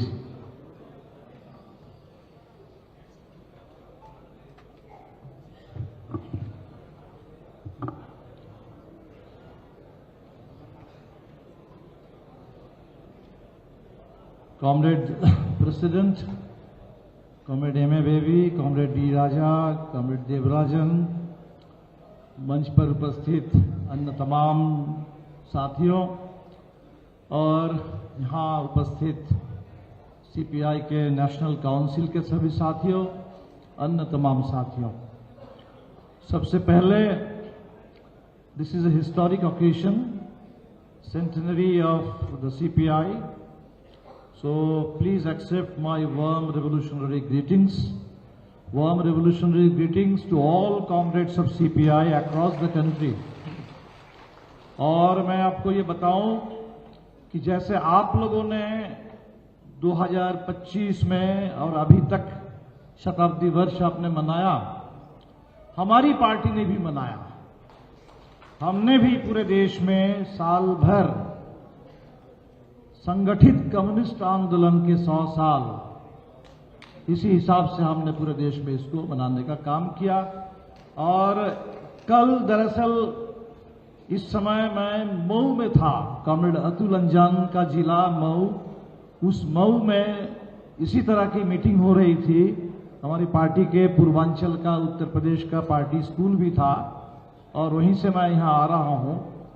तो एक तो शताब्दी के मौके पर पूरे देश के कम्युनिस्टों को और संगठन के तौर पर सीपीआई को बहुत बहुत बधाई और क्रांतिकारी सलाम। दूसरा, ये खम्मम है, ये तेलंगाना है और भारत के कम्युनिस्ट आंदोलन में जो 100 साल की जब भी हम चर्चा करेंगे तो शायद सबसे पहले जो नाम आएगा वो तेलंगाना का आएगा, सबसे पहले तेलंगाना का नाम आएगा। और हमारी भी पार्टी जब बनी नक्सलवादी के किसान विद्रोह के बाद 1969 में, तब से लगातार जब भी हम देश में कम्युनिस्ट आंदोलन की चर्चा करते हैं 3 नाम हम एक साथ लेते हैं, तेभागा, तेलंगाना, नक्सलवादी। ये 3 भारत के कम्युनिस्ट आंदोलन में, किसान आंदोलन में, क्रांतिकारी आंदोलन में पूरे शानदार glorious chapters in Indian communist movement. और इसीलिए इस मौके पर तेलंगाना के तमाम शहीदों को, तेलंगाना के तमाम नेताओं को खास तौर पर मेरा लाल सलाम। उस जनरेशन को बासव पुन्नैया हो या सुंदरैया हो, उनसे मिलने का मौका नहीं मिला, लेकिन कॉमरेड सी राजेश्वर राव से मिलने का, बात करने का मौका मिला, कॉमरेड सुधाकर रेड्डी से बात करने का मौका मिला, तेलंगाना के बहुत सारे नेताओं से मिलने का मौका मिला। तो तेलंगाना आंदोलन से जुड़े तमाम शहीदों को, साथियों को, उन तमाम लोगों को मेरा लाल सलाम। जाहिर सी बात है कि हम लोग आज जो बात कर रहे हैं अभी, आज का भारत, 100 साल का इतिहास हम पार करके आए हैं। आज का भारत और हमारे सामने क्या चुनौतियां हैं। आज के भारत की अगर बात करें, हम आपको कुछ तस्वीरें दिखाना चाहते हैं टुकड़ों में। If you are a migrant worker, if you are a Bengali speaking migrant worker and if you are a Bengali speaking Muslim migrant worker, तब आज पूरे देश में इस समय you are at great risk. इस देश के किसी भी कोने में कहीं भी आपको पकड़ करके आपकी हत्या कर दी जा सकती है। This is India today. India today का मतलब है कि any migrant worker can be killed. और हमने केरला में देखा है, you don't have to be a Bengali speaking migrant worker, you don't have to be a Muslim migrant worker, you can be Ram Narayan Baghel from Chhattisgarh. Chhattisgarh के राम नारायण बघेल को बांग्लादेशी कह करके, कि बांग्लादेशी तो नहीं हो, उसकी हत्या कर दी जाती है केरल में। This is India today. आज अगर हमें सोचना है इस समय देश में, हमारे त्रिपुरा का एक नौजवान एंजल चकमा, त्रिपुरा का एक ट्राइबल नौजवान जो एमबीए पढ़ रहा था, उसका पिता बीएसएफ में है और वो देहरादून में, उत्तराखंड में पढ़ता है। उसकी हत्या कर दी जाती है ये कह करके कि तुम्हारा चेहरा देखने से चीनी जैसा लगता है। If you are somebody from North East, you can be killed by saying that you are actually a Chinese. खबर आई है अभी उत्तर प्रदेश के बरेली से, 12 लोगों को अपने घर में नमाज अदा कर रहे थे, घर में नमाज अदा कर रहे थे और उनको गिरफ्तार किया गया, डिटेन किया गया। क्यों? कि आपने अपने घर को रिलीजियस वर्शिप के लिए इस्तेमाल किया है। ये तो हैरान करने वाली बात है। इस हिंदुस्तान में कितने हिंदू घर हैं, घर में पूजा होती है, किसी ना किसी देवी देवता का वहां फोटो है, मूर्ति है। क्या कल ये भी शुरू हो जाएगा कि घर में आप पूजा नहीं कर सकते? संविधान में रिलीजियस फ्रीडम की बात है। इस बार के क्रिसमस में हमने देखा पूरे देश के हर कोने में अब क्रिसमस नहीं मना सकते। सेंटा क्लॉज का चेहरा अगर आपको दिख गया तो उससे आपको खतरा महसूस होता है, उसमें नफरत है। जो सेंटा क्लॉज बच्चों के लिए पूरे दुनिया भर में शांति के लिए, खुशी के लिए, प्यार के लिए लोग जानते हैं, और आप उसको नफरत उस पर आपको है। तो ये जो पूरे देश की स्थिति बनी हुई है, समझना कठिन नहीं है कि हम कहां जा रहे हैं। पार्लियामेंट है, पार्लियामेंट में कैसे कैसे कानून पारित हो रहे हैं, कितनी चर्चा होती है और कैसे पारित कर दिया जाता है, आपने देखा। अभी न्यूक्लियर पावर का प्राइवेटाइजेशन किया गया। क्यों? क्योंकि अदानी को न्यूक्लियर पावर में भी घुसना है। कोल हो गया, सोलर पावर हो गया, विंड पावर हो गया। शायद अब अदानी जी को न्यूक्लियर पावर में भी घुसना है, तो न्यूक्लियर पावर का भी प्राइवेटाइजेशन कर दो। कुछ भी कोई कानून बना दो। अभी एक higher education commission of India बनने वाली है, उसका नाम दिया गया विकसित भारत शिक्षा अधिष्ठान। पूरे देश के हायर एजुकेशन के लिए वहां भी कोई एक कमीशन बनेगा, और उस एक कमीशन के लिए कोई एक गणेश कुमार जैसे कोई मिल जाएंगे, और एक कमीशन के जरिए पूरे हिंदुस्तान के हायर एजुकेशन को कब्जा करो। तो ये जो स्थिति है देश में, हमारे लिए ये बहुत साफ है कि देश में what we are facing is corporate take over of the economy and fascist take over of the polity and society. Corporate take over की जब हम बात करते हैं तो शायद किसी को आपत्ति नहीं होती, सबको दिख रहा है, अदानी अंबानी सबको दिख रहा है। लेकिन जब हम कहते हैं कि भारत का फैशिस्ट टेक ओवर भी हो रहा है, हमारी पॉलिटी का, हमारी सोसाइटी का, तो बहुत सारे साथियों को शायद अभी भी लगता है कि शायद कुछ ज्यादा आप बोल रहे हैं। अक्सर लोग पूछ देते हैं कि भाई आप तो भाषण दे रहे हैं फांसीवाद को लेकर के, क्या फांसीवाद के जमाने में फांसीवाद पर भाषण दिया जा सकता है? तो आप तो इतना बोल रहे हैं, कहां से फांसीवाद आया? हम उन तमाम साथियों से कहते हैं, मान लीजिए हम अगर बोल रहे हैं, आपको दिखाई दे रहा है कि दीपंकर अभी भी बोल रहे हैं, कॉमरेड डी राजा अभी भी बोल रहे हैं, कॉमरेड एम ए बेबी अभी भी बोल रहे हैं, आपको इतना दिखाई दे रहा है, आपको ये भी दिखाई देना चाहिए कि हिडमा को जान से मार दिया गया, उसकी मां से आकर के वीडियो करवाया गया कि आप बेटा से अपील करो कि बेटा घर लौट करके आए। वो मां वीडियो बना करके अपील करती है कि घर लौट आओ, लेकिन बेटा लौट करके नहीं आता है, उसकी लाश आती है। तो आपको ये भी देखना चाहिए, आपको ये भी देखना चाहिए कि अगर कॉमरेड एम ए बेबी बोल पा रहे हैं तो वहां उमर खालिद जेल में सड़ रहे हैं। आपको देखना चाहिए कि डी राजा अगर बोल पा रहे हैं तो सोनम वांगचुक को बोलने नहीं दिया जा रहा है, उनको जेल में सड़ाया जा रहा है। इसीलिए इंतजार मत कीजिए, उस दिन का इंतजार मत कीजिए जब किसी के पास बोलने का कोई अधिकार नहीं होगा। अभी वक्त रहते इसको रोकने की कोशिश कीजिए। कुछ लोग कह रहे हैं कि भाई अभी तो पार्लियामेंट है, अभी तो चुनाव है पार्लियामेंट है, लेकिन उस पार्लियामेंट में राहुल गांधी तक की पार्लियामेंट मेंबरशिप खत्म कर दी जाती है एक डिफेमेशन सूट ला करके। आपको पार्लियामेंट दिखाई दे रहा है और कैसे आसानी से इस देश के किसी नेता की संसद की सदस्यता खत्म कर दी जा रही है, ये नहीं दिखाई दे रहा है। आपको चुनाव दिखाई दे रहा है, चुनाव आयोग नहीं दिखाई दे रहा है, SIR नहीं दिखाई दे रहा है। अभी 25 जनवरी को चुनाव आयोग ने कहा है कि नेशनल वोटर्स डे, आजकल 26 जनवरी हम रिपब्लिक डे मनाते हैं, और on 25 January the Foundation Day of the Election Commission of India, we celebrate as National Voters Day. और आज स्थिति क्या है?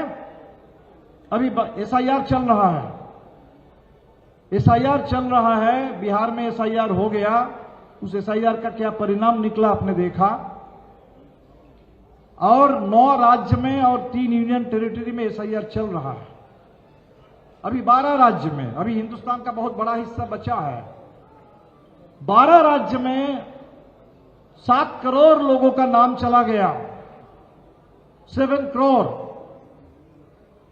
पश्चिम बंगाल में करीब 60 लाख के नाम गए, 1.5 करोड़ लोगों को हियरिंग के लिए बुलाया गया कि आपका नाम ठीक नहीं है, लॉजिकल डिस्क्रिपेंसी है, आपके परिवार में 6 बच्चे कैसे हैं, 6 बच्चों का एक पिता कैसे हो सकता है, तरह तरह की बातें। अमर्त्य सेन को SIR के हियरिंग में बुलाया जा रहा है, सबको बुलाया जा रहा है।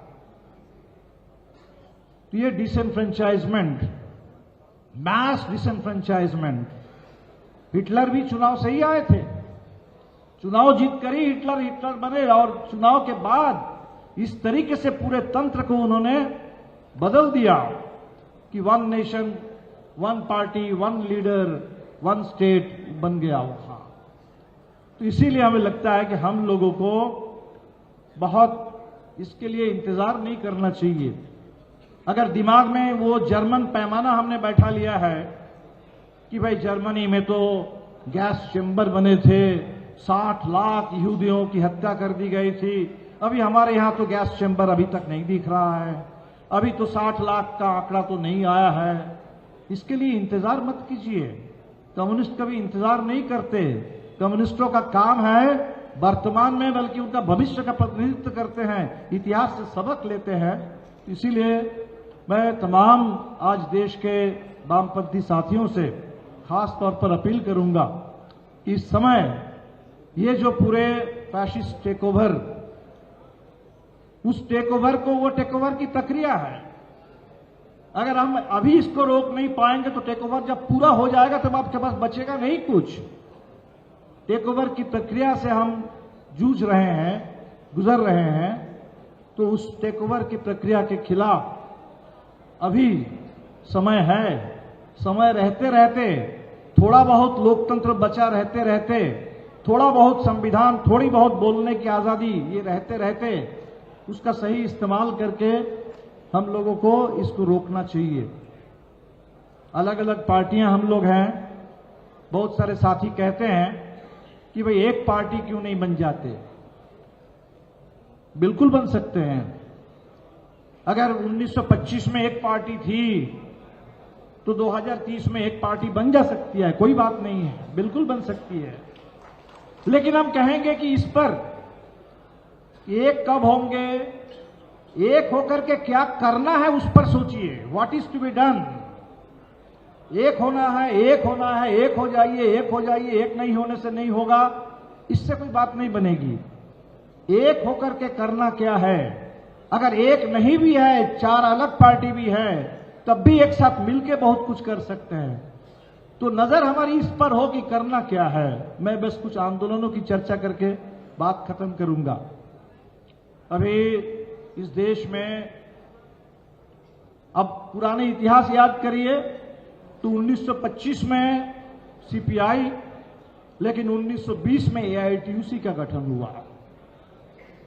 CPI बनने से 5 साल पहले ट्रेड यूनियन केंद्र का गठन हुआ। पूरे आजादी के आंदोलन में ट्रेड यूनियन आंदोलनों का जबरदस्त उस समय दौर था। 1926 में इस देश में ट्रेड यूनियन एक्ट बना था, कोई अंग्रेजों ने तोहफा नहीं दिया था। उस देश में उस समय का जो मजदूर आंदोलन था, उस आंदोलन की ताकत थी कि उसने अंग्रेजों को भी मजबूर कर दिया था कि ट्रेड यूनियन के अधिकार के लिए कानून बनाओ।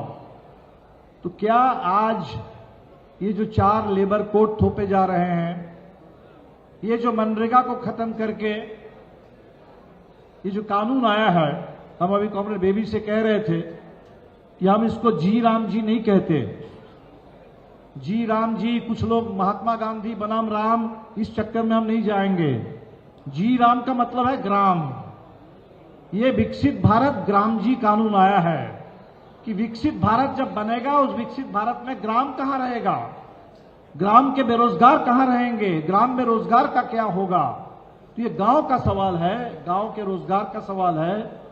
तो क्या ये गांव के रोजगार का सवाल, ये जो आज क्या उभरता हुआ हिंदुस्तान का मजदूर, अभी इस साल के अंत में हमने देखा कि गिग वर्करों ने हड़ताल की, और गिग वर्करों की हड़ताल से कम इतनी बात बनी, वो जो 10 मिनट के अंदर आपको डिलीवर करना है ब्लिंकिट के मजदूरों को, उसमें थोड़ा पीछे हटना पड़ा है उनको। तो क्या हिंदुस्तान में आज का जो फैलता हुआ, बदलता हुआ नया मजदूर वर्ग है, उस मजदूर वर्ग का कोई उभार हम पैदा कर सकते हैं गांव से लेकर शहर तक? ये सोचना चाहिए, इस दिशा में कोशिश करनी चाहिए। आज इस देश में समय समय पर आप देखेंगे कि महिलाओं का जबरदस्त आंदोलन खड़ा हो रहा है।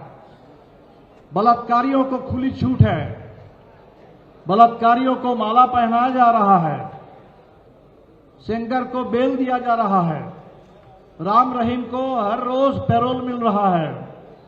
लेकिन हम देख रहे हैं कि इस देश में कभी निर्भया, कभी अभाया, कभी उत्तराखंड में अंकिता भंडारी, उसके बलात्कार और हत्या के खिलाफ जबरदस्त आंदोलन खड़ा हो रहा है।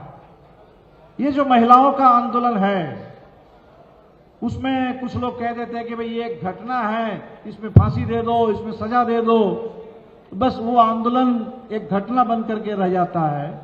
क्या हम इस देश में इस समय एक बहुत बड़ा महिला आंदोलन, क्योंकि सबसे ज्यादा अगर मनुस्मृति संविधान बनेगा, if there is a real fascist take over, जिसके बारे में बाबा साहब अंबेडकर ने कहा था, if India is ever to become Hindu Raj, if Hindu Raj is ever to become a reality in India, that will be the worst calamity to befall. तो उस calamity से, उस तबाही से सबसे ज्यादा जो टकराना पड़ेगा इस देश में, इस देश की आधी आबादी महिलाओं को टकराना पड़ेगा, और महिलाएं टकरा रही है आंदोलन में। तो क्या महिला आंदोलन को हम एक पॉलिटिकल मूवमेंट की तरह, एक राजनीतिक ऊंचाई, एक बहुत बड़े राजनीतिक ताकत इस फांसीवाद से निपटने के लिए क्या महिला आंदोलन का मुहा ले जा सकते हैं? हमारे सामने सवाल है। क्या इस देश में इस समय दलित आंदोलन और कम्युनिस्ट आंदोलन हम लोग और ज्यादा नजदीक आ सकते हैं?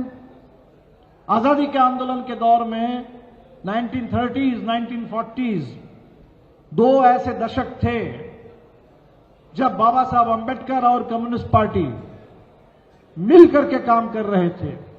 इंडिपेंडेंट लेबर पार्टी बनी थी बाबा साहब अंबेडकर की, जिस दौर में बाबा साहब ने कहा था कि ये कास्ट जो है ये डिवीजन ऑफ लेबर नहीं है, this is division of labourers. अगर वो डिवीजन ऑफ लेबरर है तो how to unite the labourers? जाहिर सी बात है कि यूनाइट करने के लिए एक तरफ आपको पूंजी से लड़ना पड़ेगा और एक तरफ आपको इस कास्ट सिस्टम से लड़ना पड़ेगा, और उसी लड़ाई से बात बनने लगी थी। अफसोस है, हमारे देश की ये ट्रेजेडी रहा है कि वो जो एकता बन सकती थी, बनने लगी थी, वो एकता बीच रास्ते में बंद हो गई, रुक गई, अलग अलग रास्ते पे लोग चल पड़े, और जिससे इस देश के दलित आंदोलन को भी नुकसान हुआ, कम्युनिस्ट आंदोलन को भी बहुत नुकसान हुआ। क्या आने वाले दिन में, इस समय में हम लोग दलित आंदोलन और कम्युनिस्ट आंदोलन को और नजदीक ला सकते हैं? आज इस देश में एनवायरनमेंट बड़ा सवाल बन रहा है और उसमें दम है। ये हिमालय के लोग जोशीमठ बचाओ लड़ रहे थे, कोई सुन नहीं रहा था। ये निकोबार खत्म हो रहा है, निकोबार की आवाज हिंदुस्तान में गूंज नहीं रही है, लेकिन आरावली में जब हुआ, वो पूरा राजस्थान, वो पूरा हरियाणा, वो पूरा एनसीआर, वो पूरे मिडिल क्लास के लोग भी आगे आए, तो सुप्रीम कोर्ट को भी पीछे हटना पड़ा। इसका मतलब क्या हिंदुस्तान में जल जंगल जमीन का सवाल, पर्यावरण का सवाल, पीने के पानी, दूषित पानी से इंदौर में लोग मर रहे हैं, जहरीला हवा, उस हवा से दिल्ली में लोग मर रहे हैं। क्या ये हवा का सवाल, ये पानी का सवाल, ये जल जंगल जमीन का सवाल, पर्यावरण का सवाल, इसको हम बहुत बड़ा एक एजेंडा बना दे सकते हैं। तो हमें तो लगता है कि हम लोगों को आंदोलनों पर ज्यादा चर्चा करें, आंदोलनों में कैसे नया जोश, नई ऊंचाई, नए आयाम हम जोड़ सकते हैं, निश्चित तौर पर इसी से बात बनेगी। मैं खत्म करूंगा, जिस समय 1925 में सीपीआई बन रही थी, उस समय हमारे सामने दो सवाल थे। एक सवाल था कि देश में आजादी कैसे आएगी, आजादी लाने के लिए लोग लड़ रहे थे। दूसरा सवाल था आजादी कैसी होगी, उस आजाद हिंदुस्तान में क्या जमींदारी और आजादी साथ साथ चलेगी? कम्युनिस्टों ने नारा दिया कि जमींदारी का उन्मूलन हो। क्या इस देश में ये जो छोटे छोटे राज्य थे और राज्य में राजाओं का चलता था, कम्युनिस्टों ने नारा दिया और वो त्रवंकुर से लेकर हैदराबाद से लेकर के पूरे देश में, जो लोग कहते हैं कि सरदार पटेल ने आकर के सबको एक कर दिया, वो इसीलिए एक कर पाए कि अंदर से हर ऐसे जो राजा का था वहां लोग लड़ रहे थे सामंतशाही के खिलाफ, राजशाही के खिलाफ। तो ये जो लड़ाइयां हैं, तो वो दोनों लड़ाई थी। आज की परिस्थिति कुछ बिल्कुल उसी तरह की है। आज हमें फासीवाद से आजादी चाहिए, फिर एक बार साम्राज्यवाद से आजादी चाहिए। वो ट्रंप के आगे भारत सरकार घुटने टेक रही है, भारत के शासक वर्ग घुटना टेक रहा है। उस ट्रंप से, उस अमेरिकी साम्राज्यवाद से आजादी पूरी दुनिया को चाहिए, हमें भी चाहिए। कॉरपोरेट से आजादी हमें चाहिए, हमें फांसीवाद से आजादी चाहिए। तो आज भी एक आजादी की लड़ाई है, और उस आजादी की लड़ाई में जाहिर सी बात है मजबूत लोकतंत्र चाहिए, और समाजवाद की दिशा में इस लोकतंत्र को ले जाना है। तो हमें लगता है कि आज ये जो चुनौतियां हैं हमारे सामने, ढेरों चुनौतियां हैं, लेकिन जो big picture, the big picture is we are facing a stage of corporate take over and fascist take over. और इसमें मुझे लगता है कि बहुत सारी बहसें नहीं हैं। जो कह रहे हैं कि भाई क्या भारत में स्टेट फैशिस्ट बन गया, I think honestly this is the red herring, this is the red herring. कोई किसी को ये, लेकिन अगर हम इसी तरह से स्टेट का चलता रहेगा, वो दिन दूर नहीं होगा जिस दिन उसका हो जाएगा, वो हो जाएगा। और इसीलिए we have to intervene now, here and now. हमें इसमें हस्तक्षेप करना है, इसको रोकना है। चैलेंज हमारे सामने है, can we stop the fascist, can we stop the fascist, can we stop this fascist take over, can we reverse the process, and can we unleash once again powerful waves of working people struggles, powerful waves of communist movement, powerful waves of democratic upsurge in this country. आज 100 साल के मौके पर पिछले 100 साल के अपने तमाम शहीदों को, उन तमाम पीढ़ियों को जिन्होंने हमें ये शानदार विरासत दी है, आज जिस विरासत को लेकर हमें आगे बढ़ना है, सबको सलाम करते हुए मैं अपनी बात खत्म कर रहा हूं। इनकलाब जिंदाबाद।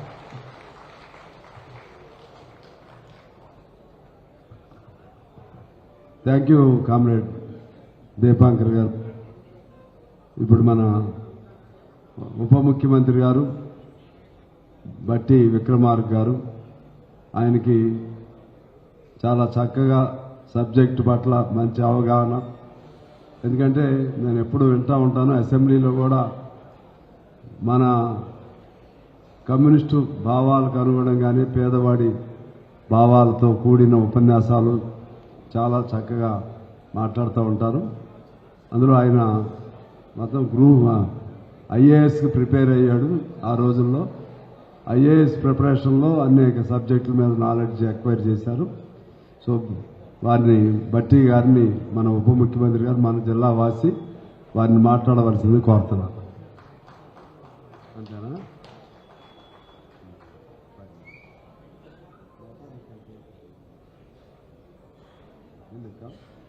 Okay. Right now I invite our Devarajan Garu to speak. Later Bhatti garu, he came prepared to be here. So after Devarajan garu, Bhatti garu will take his turn.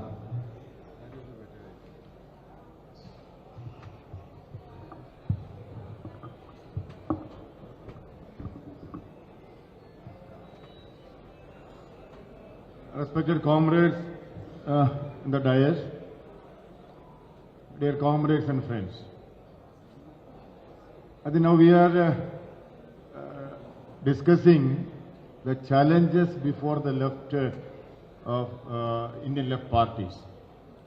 First of all, on behalf of our party, the All India Forward Bloc, the party founded by Netaji Subhash Chandra Bose, I extend our revolutionary greetings to the concluding ceremony of the Centenary of Communist Party of India, and I am extending my sincere gratitude to the leaders of Communist Party of India for inviting us to express our views on this very important subject. As all the senior leaders have expressed their views on this particular subject, almost all the issues they have covered up. The imperialist machinations, I was just writing, the imperialist machinations, the class division and the newly emerging class character, and the influence of caste in our society, the how to save our constitution, and what are the challenges before our constitution, before our federalism, and the threat on our democracy. All these issues have been discussed. So if I go on extempo, it will also consume more time. So as it is a seminar, I thought that my views also should go and record. So I just prepare one speech or my opinion in written format. So kindly allow me to read that text so that the time can be restricted. Within that stipulated time I can finish. Today, as we gather to commemorate the historic centenary of Communist Party of India, we are not merely celebrating the passage of 100 years.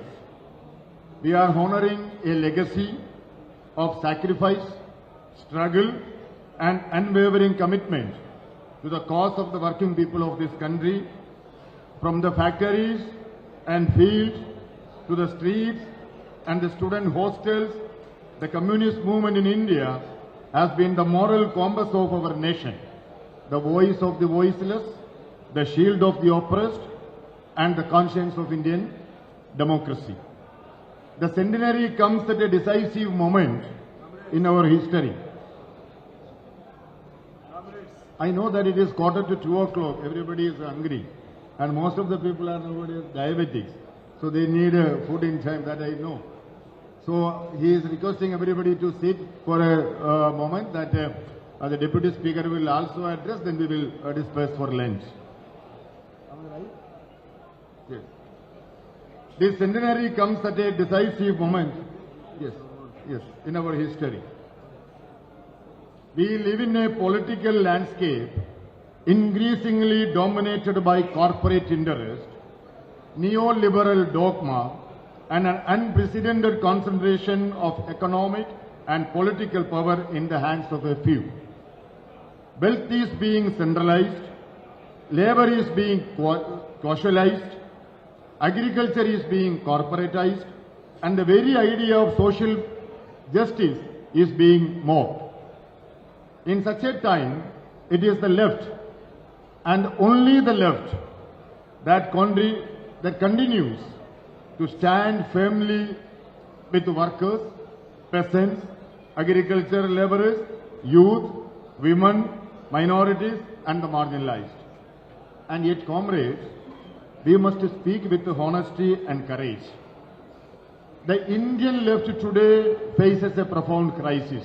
We cannot close our eyes blindly. There is a crisis. Once a decisive force in national politics, the left has suffered severe electoral decline and political marginalization. We have lost our traditional strongholds, West Bengal, Tripura. and other regions where the left once represented the aspirations of the people. Our presence in the parliament has fallen to historical low, weakening our collective ability to influence national policy and challenge corporate-driven governance. Despite our growing strength on the streets, in factories, on farms, and in mass movements across the country, we have struggled to translate this popular support into sustainable electoral success. When we call a meeting, people used to come in the street, but we failed to translate this popular support into electoral success. This gap between mass influence and electoral outcomes is one of the most serious challenges facing the left parties in India today. If we fail to confront this reality with clarity and resolve, we risk allowing reactionary forces to tighten their grip further on our democracy. Let us be clear, our ideology is not outdated. Socialism is not irrelevant. What requires renewal is our principles. There is no need of renewing the principles, but our methods. We have to renew the methods. For decades, our old forms of organization and communication served us well. They helped us to build strong mass movements, trade unions, Kisan Sabhas, and student organizations. But India has changed. Society has changed. The political battlefield has expanded into digital spaces, social media platforms, and new forms of cultural influence. If the left does not adapt to this evolving terrain, others will occupy it, and they have already have. The right wing has mastered modern political communication, not to spread the truth, but to manufacture consent through propaganda, misinformation, and communal poison. They have weaponized technology to divide the people, distort history, and glorify corporate plunder as nationalism. We cannot fight a 21st century challenge with the 20th century tools alone. We cannot fight a 21st century challenge with the 20th century old tools alone. Therefore, the left must modernize its outreach without compromising its soul. We must speak the language of today's youth while remaining rooted in the politics of class struggle.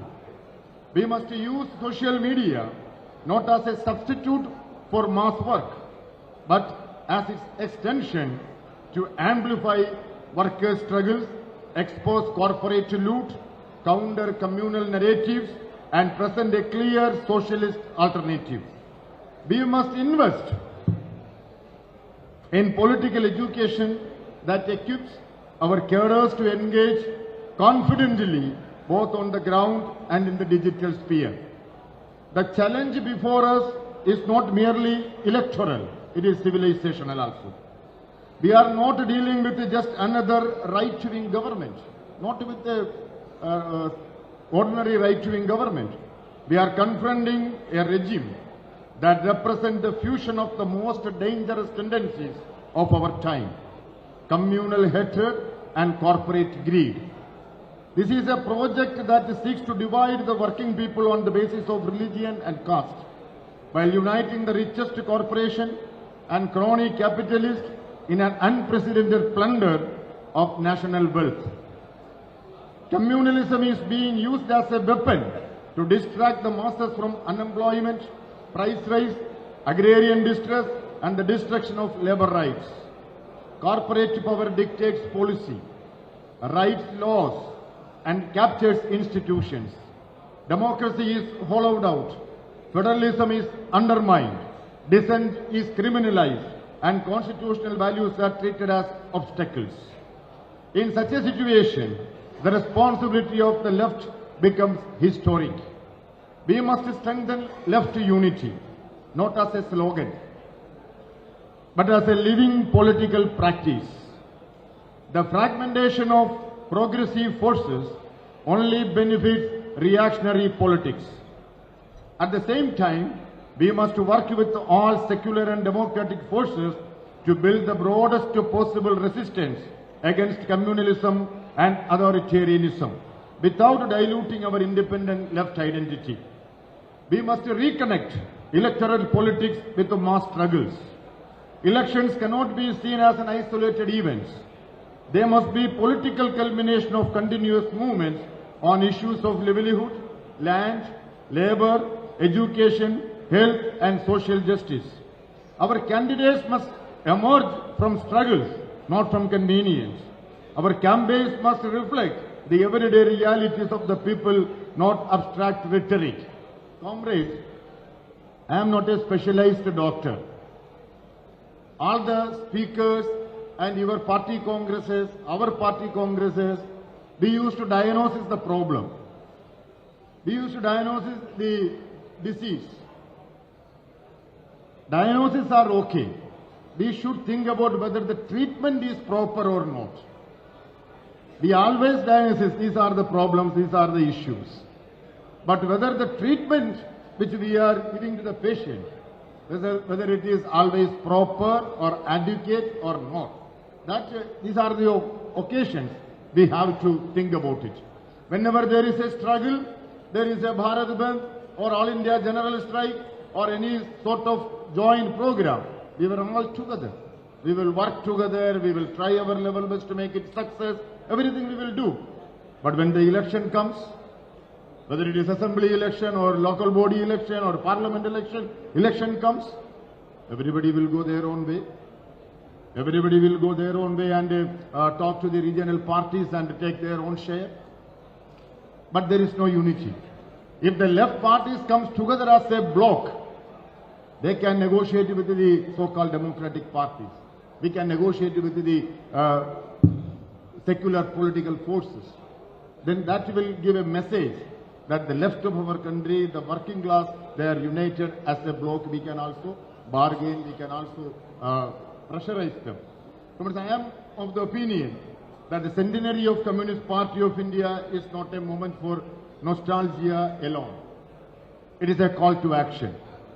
The sacrifices of generations of communists, from colonial prisons to workers' strikes, from peasants' uprising to democratic struggles, demand that we rise to the challenges of our time with the same courage and clarity.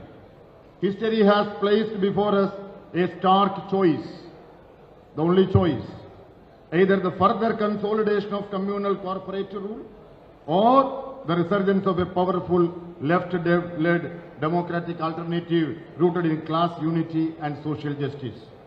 Let us choose struggle. Let us choose renewal. Let us choose unity.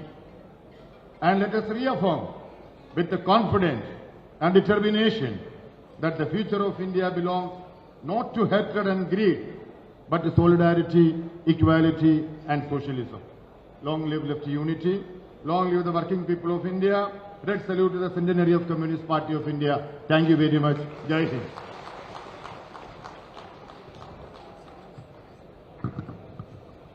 Devarajan గారికి ధన్యవాదాలు. ఇప్పుడు మన ఉప ముఖ్యమంత్రి మన జిల్లా వాసి భట్టి విక్రమార్క గారిని మాట్లాడవలసిందిగా కోరుతా ఉన్నాను.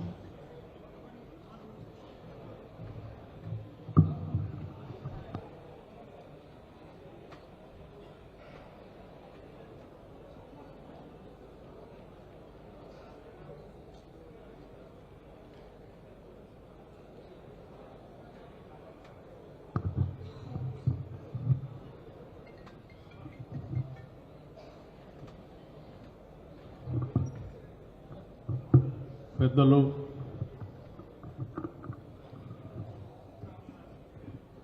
భారత కమ్యూనిస్ట్ పార్టీ జాతీయ కార్యదర్శి శ్రీ డి రాజా గారికి, అలాగే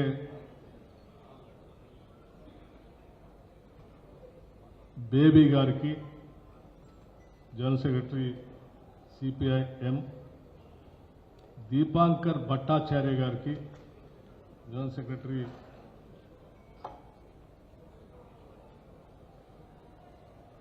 CPI ML liberation general secretary గారికి,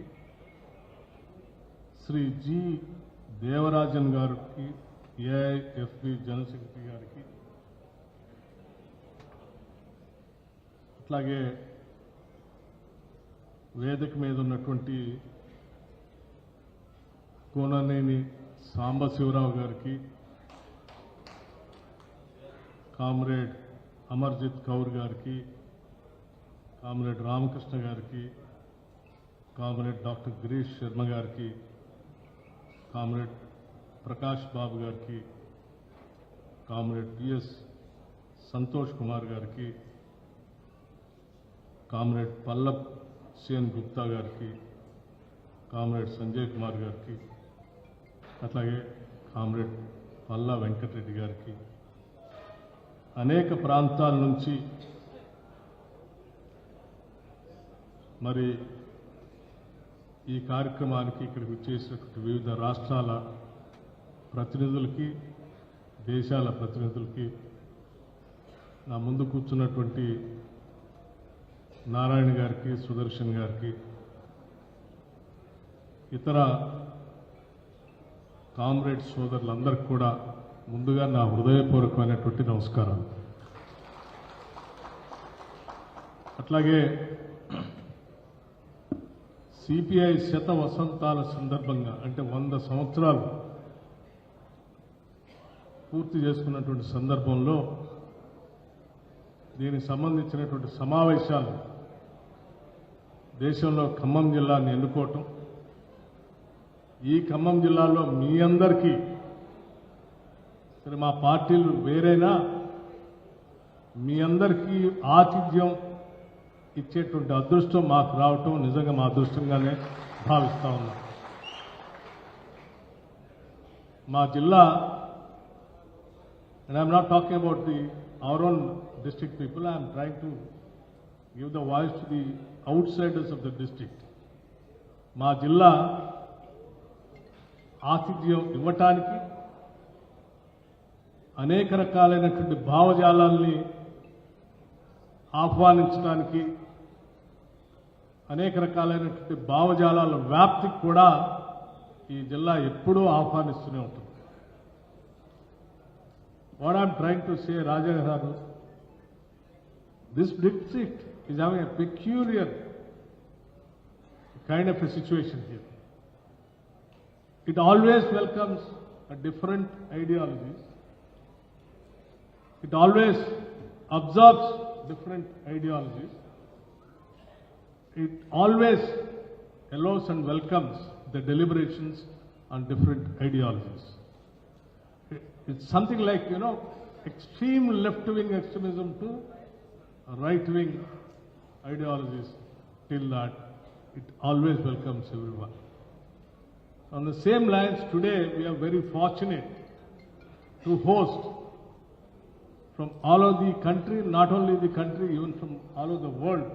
Your delegates, you all have come here and participated in this district. It is a fortunate for the district and the political leaders from various parties also.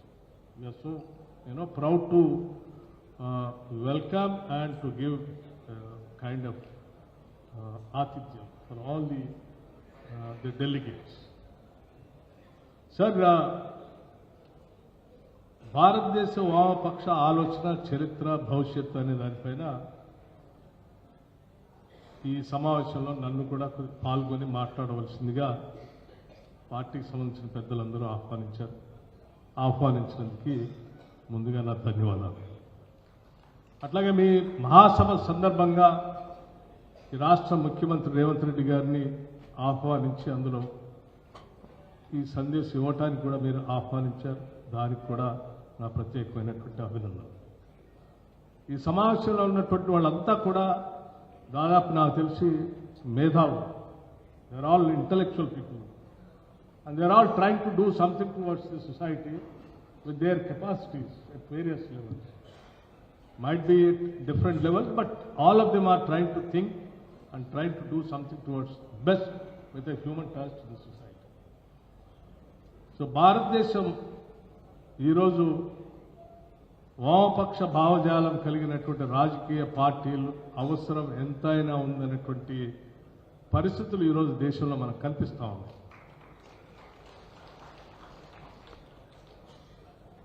ప్రియమైన సహచరులారా, గౌరవనీయ వామపక్ష నేతలారా, మేధావులారా, యువ మిత్రులారా, మీ అందరికి కూడా ముందుగా లాల్ సలాం. సిపిఐ శత వసంతాలు కేవలం ఒక రాజకీయ పార్టీ వయసు కాదు. It is not just an age. ఇది ఒక ఆలోచన ప్రయాణం. It is not just an age, it is a long journey of political thought. ఈ సందర్భంగా వామపక్షాల చరిత్రను స్మరించుకుంటూనే ఆ ఆలోచన భారత సమాజంలో ఎలా రూపాంతరం చెందిందో కూడా ఎప్పుడు ఎలా స్పందించాలో ఆలోచించుకోవాల్సినటువంటి సమయం ఈరోజు ఆసన్నమైంది భారతదేశంలో. ముందుగా మనందరం ఈ ఆలోచన తీసుకున్నప్పుడు we will take the ideology of the Karl Marx.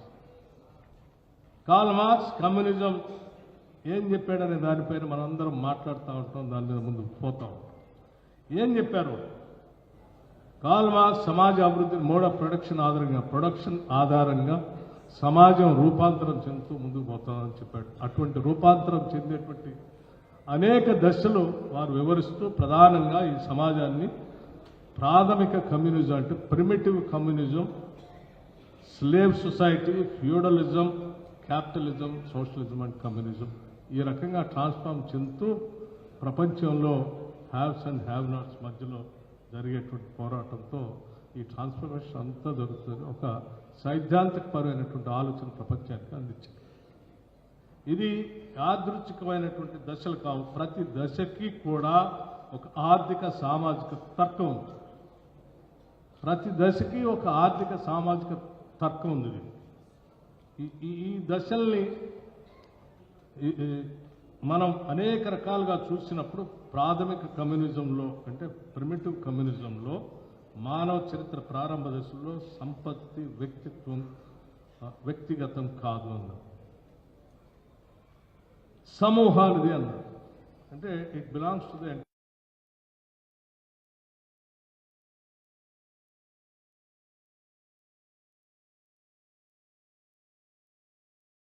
అటవీ వనరులు సమూహికంగా ఉండేది, అందరికి సంబంధించినటువంటి వనరులుగా ఉండేది.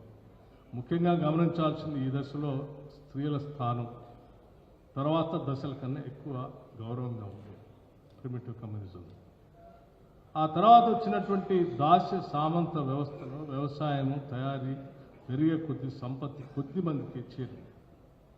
భారతదేశంలో కూడా ఈ దశ ఇది కేవలం ఒక సంబంధమైనటువంటి వర్గ పోరాటానికే కాకుండా వర్గ వ్యవస్థలకే కాకుండా కుల వ్యవస్థతో కూడా ముడిపడి మరింత కఠినంగా మారింది.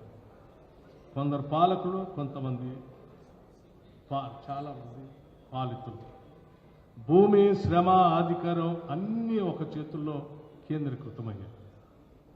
అటువంటి పరిస్థితుల్లో ఆ తర్వాత వచ్చినటువంటి ఫ్యూడలిజంలో సామంత వ్యవస్థలో సృష్టించిన సంపదే పూజ్యవాదానికి ఫ్యూడలిజానికి పునాది వేసింది. పరిశ్రమలో మార్కెట్లో డబ్బు ఆధిపత్యం పెరిగింది. మార్క్స్ అంచనా ఏమిటంటే ఈ దశలోనే వర్గ పోరాటం వస్తుందని చెప్పారు. క్లాస్ స్ట్రగుల్ తీవ్రంగా అవుతుంది. అది that haves and have not will have a serious fight and ultimately it lead to a serious struggle and it will go to the next transformation. ఈ వర్గ పోరాటం ద్వారా సోషలిజం మార్క్స్ అభిప్రాయం ప్రకారం వస్తుందని అంచనా వేశారు. కానీ ఆ వచ్చేది ఫ్యూడలిజం నుంచి సోషలిజం వరకు దారితీస్తుంది. సంపద సమాన పంపిణీ, శోషణ లేని సమాజం ఇదే కమ్యూనిజం యొక్క యుటోపియన్ లక్ష్యంగా భారతదేశం చెప్పారు. కానీ భారతదేశం ఈ విధానానికి పూర్తిగా భిన్నంగా కేవలం ఈ ప్రపంచంలో ఉన్నటువంటి అన్ని సోషల్ స్ట్రక్చర్స్ కంటే భారతదేశంలో ఉన్నటువంటి సోషల్ స్ట్రక్చర్ అత్యంత క్లిష్టమైనటువంటి సోషల్ స్ట్రాటిఫికేషన్ ఉందని చెప్పి దీని భిన్నంగా ఒక జర్మన్ సోషియాలజిస్ట్ మ్యాక్స్ వెబర్ ఒక డిఫరెంట్ థియరీ తీసుకొచ్చారు. What is that theory? This Karl Marx what ever he has proposed and the class struggle finally it will lead to the communism and socialism may not be possible in a country like in India where the social stratification is totally based on caste structure. That is where the haves and have-nots, this class struggle will never emerge because it is a watertight compartment. Until unless you have a class struggle, it will not go to the communism or socialism. So first you need to have a class struggle in the society where to attain the communism or socialism. But contrary to that, Indian social structure and stratification is divided based on, not based on class, based on caste. That is where, and today, the Karl Marx and Max Weber theory both are applicable. That is why today the Indian Communist parties also started thinking of how to take the people, masses, to be towards the fighting against the people who are exploiting the social wealth and country's wealth. So my understanding about this today's politics, if you see the kind of political party and the kind of governance in this country is taking in such a way, the whole society is polarized on religion,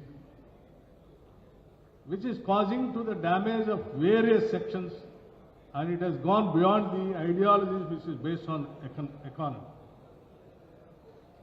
It has gone into the hands of a different, భావోద్రేకాలతో కూడినటువంటి ఒక different సొసైటీస్లోకి ఈరోజు పోరాటాలు చేసిపోయి ఈ class struggle అనేది లేకుండా చేసేటువంటి ఒక విధానానికి ఈరోజు నాంది పలుకుతూ భారతదేశ ఆర్థిక వ్యవస్థకి, భారతదేశ రాజకీయ వ్యవస్థకి, పార్లమెంటరీ డెమోక్రసీకి ఒక ప్రమాదకరంగా ఈరోజు దేశంలో పరిస్థితులు మారిపోయాయి. ఇటువంటి ఈ గివెన్ సిచ్యువేషన్లో ఈరోజు కమ్యూనిస్టుల పాత్ర ఈ దేశంలో చాలా ముఖ్యమైన పాత్రగా మారింది. ఈ పాత్ర మారినప్పుడు డెఫినెట్గా the role of communist parties in this country is very very important and relevant. So whenever the society of this country started struggling for the freedom or wealth or the equal distribution of wealth, all the time the communist parties were there and they have participated also. They have stood for the society. So as you said, sir, the 100 years of the Communist Party have played a major and vital role during the time of freedom struggle. Now if you see the leaders like, those who are all participated in this movement, particularly Ayyadevara, Sarvadeva Ramanathan, Ram Narayan Reddy garu, Baddamella Reddy garu, Uchalpalli Sundaraya garu, Nalavala Giriprasad garu, Mukta Mohitan garu, Chirravari Lakshmanasri garu, Bhim Reddy Narasimha Reddy garu, Dharma Vishnu garu లాంటి నాయకులు ఆ రోజుల్లో communist పార్టీలకి ఈ సమాజానికి నాయకత్వం వహిస్తూ what exactly we want, they have fought and given this slogan. That slogan, I still remember, sir, when the Rajakas, when they are troubling the society of Telangana, apart from the government, the rest of the country, Hyderabad state was suffering so badly in the hands of the Rajakas, and the whole wealth is in the hands of the feudal lords. These kind of leaders have come forward and started the agitation. That agitation is the armed struggle, peasants' armed struggle, which has really, given the light to the whole world. Why in Telangana the peasants have started taking the arms and fighting against the kingdom. When the whole country was fighting for the freedom and independence, unfortunately, in Telangana, Hyderabad state, people were fighting for the piece of land. That land, at that particular time only, this Communist Party has given a slogan, Dunnevadde Bhumi. Dunnevadde Bhumi. భూమి కోసం, భుక్తి కోసం పోరాటాలని చెప్పి సంఘాలు ఏర్పాటు చేసి, గ్రంథాలయ ఉద్యమాలు ఏర్పాటు చేసి, అనేక రకాలైనటువంటి పోరాటాల నిర్మాణం చేస్తూ తుపాకులు కూడా తీసుకొని వచ్చి రజాకారులకు వ్యతిరేకంగా పోరాటం చేస్తూ ఒక్కొక్క గ్రామం ఆ కమ్యూనిస్ట్ పార్టీ భావజాలంతో యువతనంతా పోగేసి ఆ రజాకారులకు వ్యతిరేకంగా నిలబడి పోరాటం చేయబట్టే ఈరోజు మీరు ఈ తెలంగాణ పరిసర ప్రాంతాల్లో ముఖ్యంగా ఖమ్మం కానీ వరంగల్ నల్గొండ లాంటి జిల్లాల్లో చూస్తే ఏ గ్రామం పోయి తలుపు కొట్టి చూసినా ఆ గ్రామంలో ఏదో ఒక పోరాట గాథ ఆ రజాకారుల చేతుల్లో మరణించినటువంటి కుటుంబాలకు సంబంధించినటువంటి చరిత్ర మనకు కనిపిస్తూనే ఉంటుంది. అటువంటి పోరాటం నుంచి పుట్టినటువంటి ఈ ప్రాంతం Telangana Hyderabad state, when the whole country was celebrating the freedom in 1947, August 15, this area, Hyderabad state, was suffering. No, we couldn't get the freedom in the same year. The whole country was celebrating 1947, August 15, but we were struggling for our own freedom. It has taken more than a year for us to get the freedom. September 17th, 1948. Till then we were struggling. In that struggle, the Communist Party has played a very, very vital role. There is no second thought about it. Along with many other Communist Party leaders, Communist Party leaders. Like today, even after getting the independence, where are we standing? What are the major issues that we are facing? Today we are facing fascist forces. These fascist forces are trying to create a kind of emotional sentiments towards on the name of religion and making the people and bringing the people together, forgetting about the economic issues and other social issues. And finally, they are surviving, coming to power and ruling and looting this wealth of this country also. They are paving the way to the corporate sector today. That sector today is trying to amass the wealth of this country and trying to dictate to the whole society and to the political parties. By which today they are posing a challenge to the parliamentary democracy itself. When money is playing a vital role,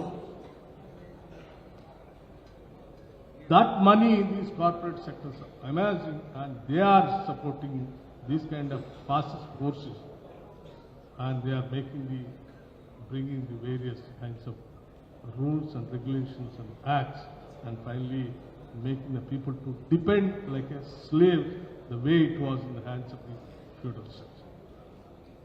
So once again, and today, the way the Communist parties, they fought against those feudal structures, today I think we all have to unite and fight against the capitalist and fascist forces. The Communist Party's role has become very important, and the democratic front is very much required. That is the reason in India, today India front, along with the CPI, other political party friends, left democratic front, has to come forward to fight against these forces. So, sir, when we are going towards the serious debate on how to take the society towards the fighting against these forces, how do you unite them? The polarization of the Indian society, how it takes place. If it really takes on the name of the class struggle, that is fine. Haves and have-nots can be polarized, have-nots can come together, and they can fight against on the haves. But unfortunately, this is not taking place in this country. It is because of various other social factors. So my appeal to the Communist Party, because your presence, your ideology and your fighting is very much required to this country. So you also adapt and evolve as per the situation arises. When the given changes, today we also have to evolve and adapt as per the present current situation to fight against the fascist forces. And you have seen, you might have seen all the slogans, what all that you have given. Particularly, as our Chief Minister the other day mentioned, particularly as our Chief Minister mentioned the other day, when the communist parties have given a slogan, Dunnevadi Bhumi, I still remember, after the government coming to power, Burgal Ramakrishna Rao, he then the Chief Minister, Bondugal Narsingh Rao, he then Revenue Minister. They brought an act, Telangana Tenancy Act, 1950s. Till then, Raju Devam Sabutru, the entire land belongs to the kingdom. No farmer is having any right on the land. Till we brought that act in the state of Hyderabad.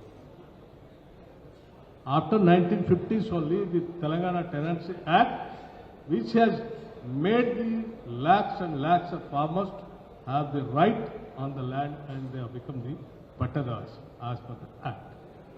On the same lines, in 1970s, land reforms made the land to be distributed, taken the land. On the same lines, banks nationalization. On the same lines, 25 economic program. On the same lines, today, Mahatma Gandhi National Employment Guarantee Scheme. On the same lines, today, a right to education, right to food security. All these acts have become reality in this country. Along with the Congress party, the communist parties are also there. They also have fought for these kinds of things. And finally, you fought, and they are there in the power that they brought the acts. So the success of all these acts, it is all because of all the political parties with all the ideologies of the communist parties. Today, they have become reality, and we will definitely go together and fight for the common man's rights and their economic strength. So my request to the leaders, those who all have come from all over the country to celebrate 100 years of celebrations, particularly in Khammam, we are all there to support your cause, and you have to go a long way, and this country needs all your ideology and your fighting spirit, and this country needs all the time to make the Indian democracy to live safely, particularly Dr. Baba Sahib Ambedkar, whatever the constitution which has given to us, it has to be protected.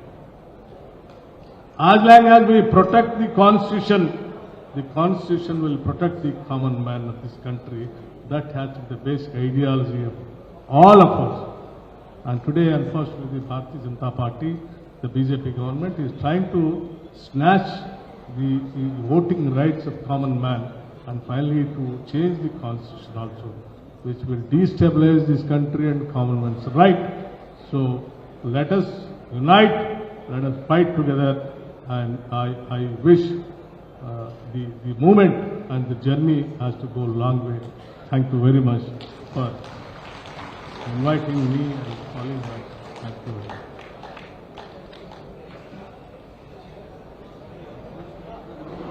Bhatti గారికి ధన్యవాదాలు. ఆయన 2 లాంగ్వేజెస్లో చెప్పారు అర్థమయ్యేట్లుగా. ఒక 2 నిమిషాలు కూర్చోండి దయచేసి.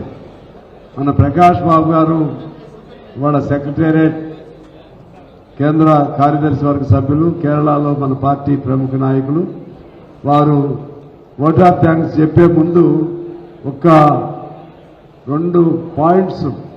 మన హరగోపాల్ గారు మా అందరికీ తెలుసు, ఆయన చాలా పౌర హక్కుల నాయకుడు, ప్రొఫెసర్.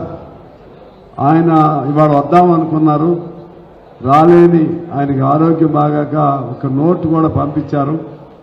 దానిలో ప్రధానంగా భవిష్యత్తులో 2 మార్గాలు ఉంటాయి. ఒకటి సోషలిజం, 2 బార్బరిజం. క్యాపిటలిజం దశ దాటిపోయింది. బార్బరిజం అంటే అనాగరిక, దాని ప్రోడక్టే ఇవాళ ట్రంప్ అనే ఒక వ్యక్తి నియో లిబరలిజం నుంచి తయారైనటువంటి ఒక అనాగరికమైనటువంటి వ్యక్తి. దానికి వ్యతిరేకంగా ఇవాళ మీ కమ్యూనిస్టులు అందరూ కలిసి ఫైట్ చేయాలనేటువంటి ఒక సారాంశంతో ఆయన లెటర్ పంపించారు. హరగోపాల్ గారికి కూడా నేను ధన్యవాదాలు తెలియజేస్తూ, ఇప్పుడు మా ప్రకాష్ బాబు గారిని ఓట్ ఆఫ్ థ్యాంక్స్ చెప్పవలసిందిగా నేను కోరుతా ఉన్నాను.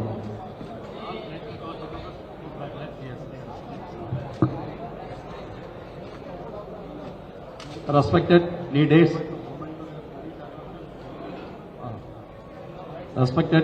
leaders and friends and comrades. Now the Telangana party is giving the mementos for the respected dignitaries.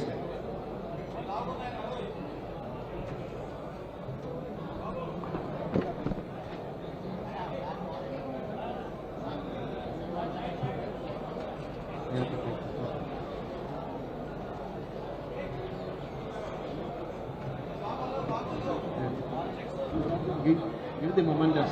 Give the mementos. Comrades and friends, as you know, the seminar is in the middle of the national security and national council. We have to start the national council meeting by 4 p.m. at the Centenary hall.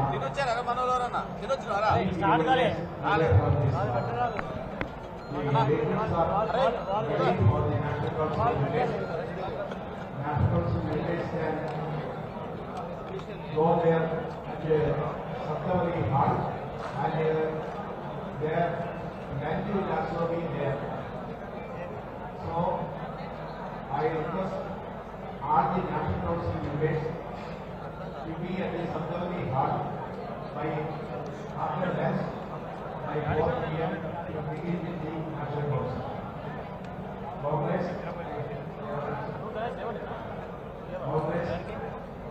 our seminar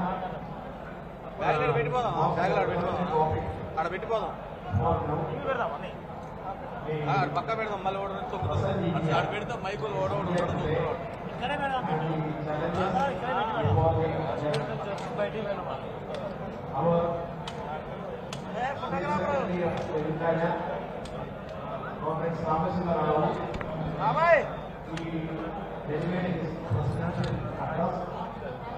and our General Secretary, Comrade D. Raja, he explained about the challenges before the left in India, and Comrade Centenary, our General Secretary of CPI, he very well explained about the present India and the various. And he gave a new definition for the SIR, that is special agency removal of the orders. Not revision, but removal of the orders. And he will explain about the various threat posed by the fascist classes. Comrade Vikramarka, he also explained about the various challenges, and he added another new topic which is to be taken by the left front. It is the environmental issue, especially jungle and sunny. That also is talked about it, and Comrade Devarajan, he explained about the various strategies